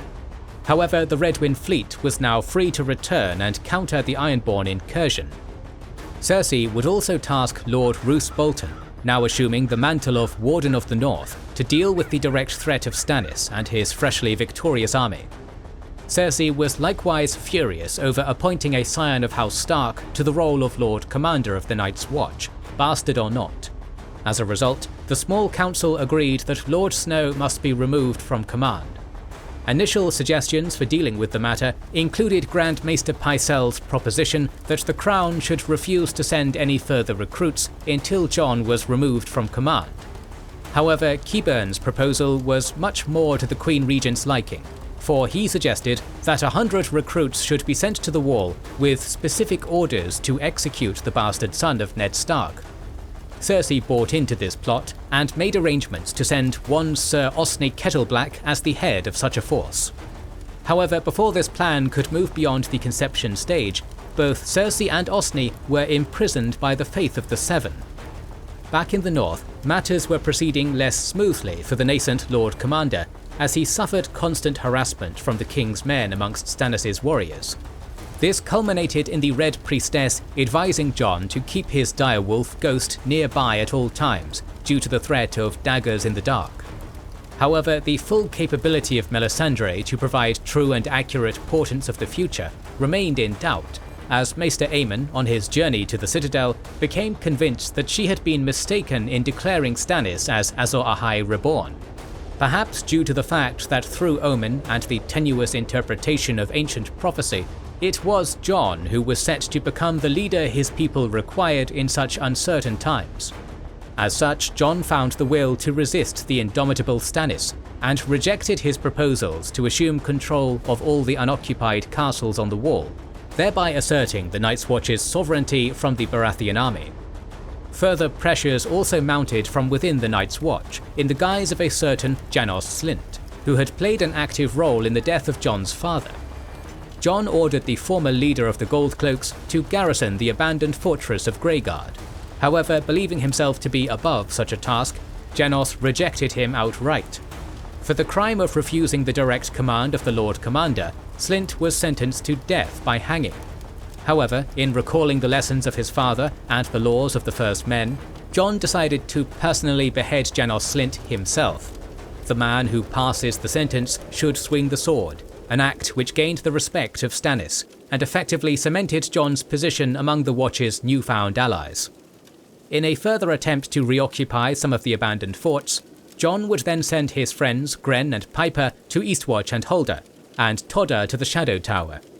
Unfortunately, still a relatively inexperienced and naive leader, Snow was unaware of the fact that sending away all his allies left him dangerously isolated within Castle Black. This would lead to greater cooperation between the two men, although disagreements over Mance's fate would lead to the burning of the glamoured Rattleshirt, who members of the Watch subsequently shot under Jon's orders. Stannis would then order the glamoured Mance, disguised as Rattleshirt, to save Jon. The next element of Stannis' plan was the taking of the Dreadfort and the defeat of Roose Bolton, in order to retake the north, which he planned to utilise as a launchpad for his further conquests. Sir Davos was sent to White Harbour in order to sway Lord Wyman Manderley to his side for the conflict to come. The support of half of House Umber was also won, with their leader, Morse Umber, pledging his men for the battle. However, the house was still divided, as the Great Johns remained captives of the Lannisters. Now, with as much support as he believed necessary, Stannis made preparations for an immediate march upon the Dreadfort, which had been left vulnerable by Ramsay Bolton, as he had left to retake Moat Cailin from the Ironborn. Fortunately for the last surviving Baratheon, Jon offered his counsel, forcing him to acknowledge that the plan was doomed to fail, as his Wildling warriors would turn the north against him, and they would be spotted long before they reached the Dread Fort. Jon instead advised that Stannis meet with the mountain clans, foremost amongst them the Flints, Wells, Norries and Liddles, who would be more likely to pledge to the king. Jon further suggested the target of Deepwood Motte, which could be more easily taken from the Ironborn.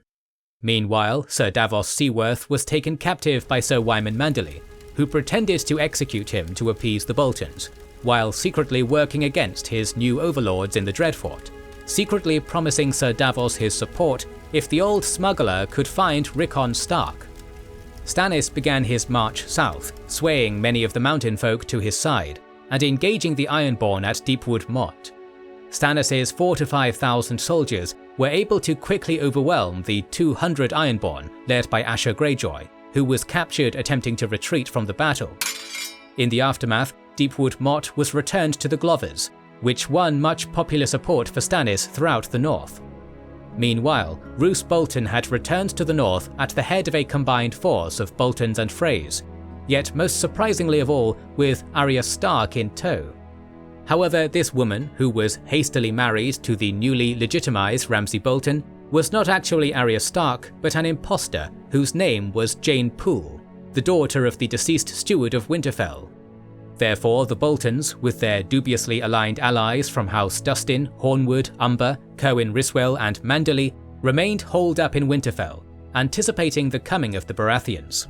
This resulted in schisms within Stannis' army, for the Northerners within it advised a march upon Winterfell to save Arya, while the Southrons disagreed, with Stannis favouring the former. "We all know what my brother would do.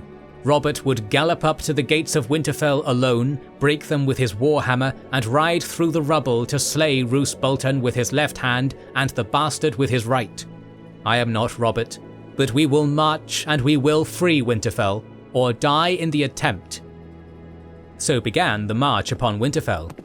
Led by guides provided by Lady Sibel Glover, the Baratheon forces made great time upon their march for the first 3 days. However, on the 4th, the snow began to fall, grinding progress to a near halt. The combination of the freezing cold and depleted supplies caused casualties to mount. Upon the 34th day, while little more than a few days' march from Winterfell, the entire army found itself snowed in.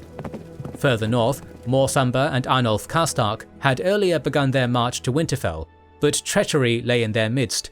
Arnulf was secretly in league with Roose. Having earlier attempted to trick Stannis into marching upon the Dreadfort, Arnulf instead planned to wait for a signal from Roose before betraying the would-be King of Westeros. Stannis' army began to cut holes into the ice lakes near the Crofters' village where they were now encamped, but not enough fish could be found, and the casualties continued to mount. The Queen's men would then begin to conduct human sacrifices by way of burning those accused of cannibalism in the hopes of ending the storm. Soon after, Tycho Nestoris, a banker from Braavos, arrived, accompanied by Theon Greyjoy and the escaped Arya Stark. The banker was to prove pivotal, as he informed Stannis of Arnulf's treachery, who was taken captive and his men were subsequently disarmed. Roose, meanwhile, in an attempt to deal with the discord among his ranks within Winterfell, sent out the forces of House Manderley and Frey. However, Sir Aenys died from falling into a pit dug by Mors Umber outside the main gates and breaking his neck. Stannis, confident of victory in the battle to come, lay in wait within the village, prepared to end the Boltons' tenure as Wardens of the North for good and all. Back at Castle Black, Jon Snow had suffered similar setbacks in his attempts at leadership in such darkening days. In order to study the Whites, the corpses of dead wildlings were left in the ice cells in the hopes they would arise, whilst the glamoured Mance Rayder was sent to retrieve Arya. Val was sent to treat with Tormund Giantsbane, which infuriated the old guard of the Night's Watch. This situation, which was not aided by Eddison Tollet being sent to Long Barrow, further isolated Jon.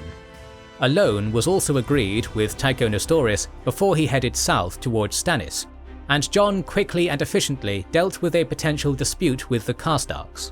However, now realizing the true potency of the White Walkers, Cotter Pike was sent to bring the wildlings at Hardhome south in order to avoid adding greater numbers to the hordes of the undead. Val also successfully brought Tormund to Castle Black to treat with the Lord Commander, which would force a number of hard discussions with the likes of Torgen Flint and Brandon Norrie as to the necessity of bringing wildlings south of the Wall. Despite the harsh opposition to this plan, Jon did what he felt was right, and allowed Tormund to bring his 3,000 wildlings south. Jon subsequently intended to relieve Cotter at Hardhome, who had experienced difficulties there and remained effectively trapped. However, a letter from Winterfell was to alter the course of Jon's future. Ramsay Bolton had written indicating that Stannis had been defeated and Mance captured, which caused Jon to give up command of the ranging to Hardhome and announce his intention to ride south and put the Boltons to the sword. Jon was unwilling to command the Night's Watch to aid him in this endeavour. However, he welcomed any support from wildlings and any brothers of the Watch who volunteered their service. The majority of the wildlings within the Shield Hall ardently declared their support for Jon, but the discontent among the upper echelons of the Watch's command was soon to turn deadly. In a scuffle which resulted in the giant 1-1 slaying Sir Patrick of King's Mountain, Jon was attacked in what came to be known as the Mutiny at Castle Black. In response to the breaking of his oath, the brothers, led by Bowen Marsh, began to stab Jon. Amongst their number was Wick Whittlestick, who plunged his blade into his former Lord Commander with tears in his eyes, whilst repeatedly muttering, "For the Watch." The Lord Commander and supposed bastard son of Ned Stark lay despairing upon the snow, staring into a darkening sky as he continued to bleed out and grow ever colder. Having fought for so long, his final well-deserved rest seemed imminent, or so we are led to believe. It was in the dying days of Robert's rebellion that the exiled Jon Connington received a double blow of immense proportions. Firstly, it was revealed that the man to whom he had dedicated much of his life, Rhaegar Targaryen, had fallen to the overwhelming strength of Robert Baratheon and his mighty warhammer. Secondly, it was soon made known to him that he had failed House Targaryen further by allowing for the deaths of Elia Martell and her children Aegon and Rhaenys, For as the Lannisters ravaged the capital, the Mountain Who Rides, possibly under the orders of Tywin Lannister, slaughtered the children and raped their mother before putting her to the sword. This was to have far-reaching consequences throughout Westeros, foremost amongst them the establishment of a feud between houses Martell and Lannister. Furthermore, it is hard to quantify how Jon must have felt upon hearing the news. However, his relevancy in Westeros was non-existent at that point.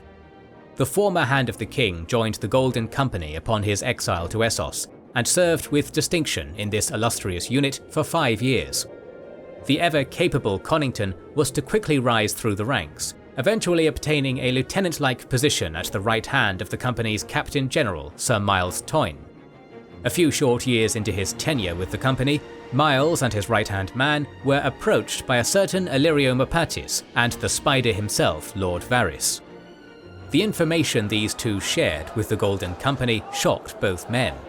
In a stunning revelation, it seemed as if Aegon, son of Prince Rhaegar, had survived the sack of King's Landing and required a guardian and mentor, a position for which Connington was well suited. Jon agreed to this, and a plot was contrived to free himself from his oaths to the Golden Company.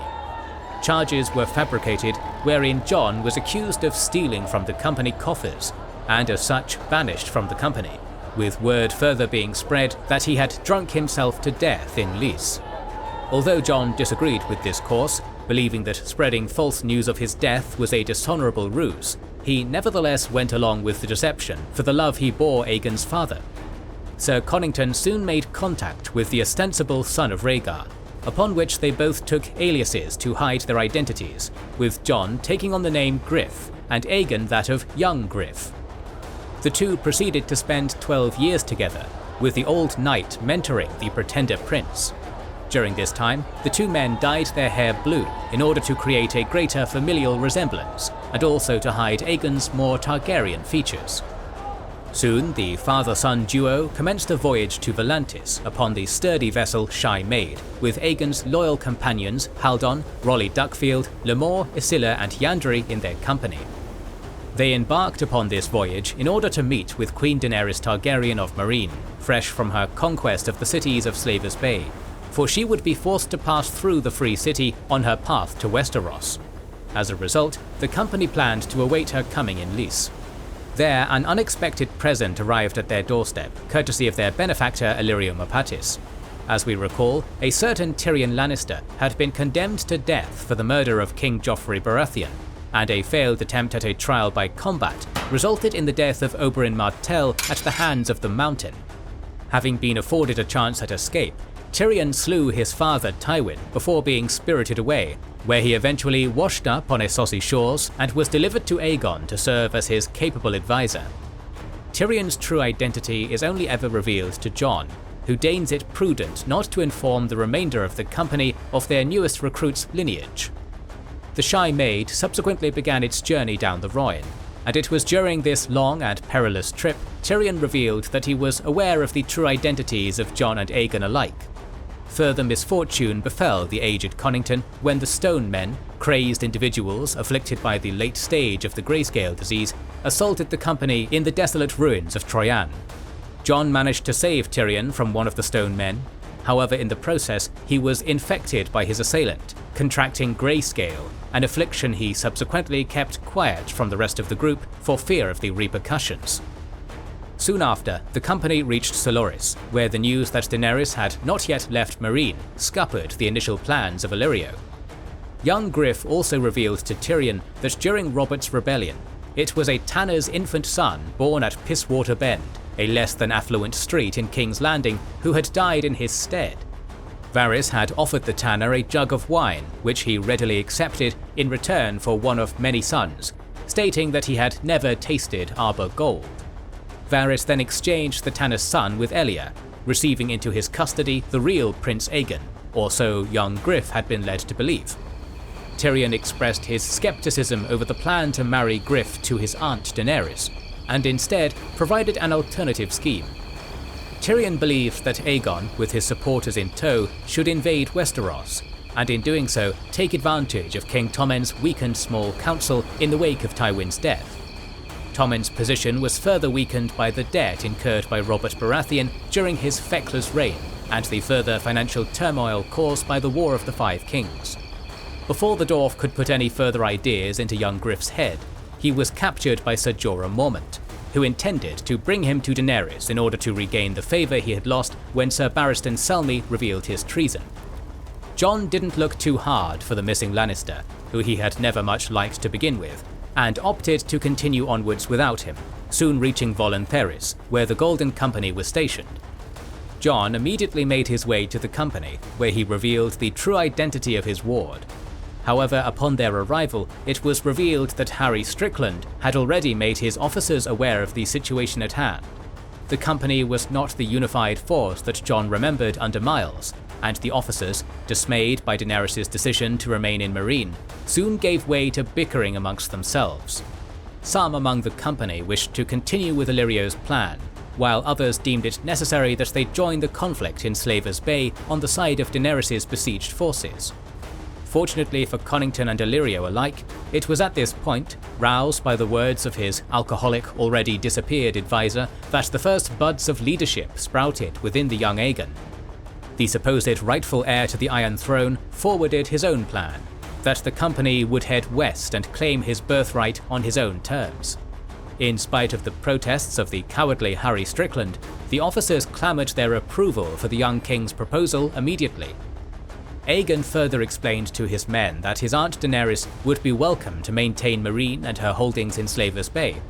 However, Westeros was to be his, through the direct line of succession of his father Rhaegar.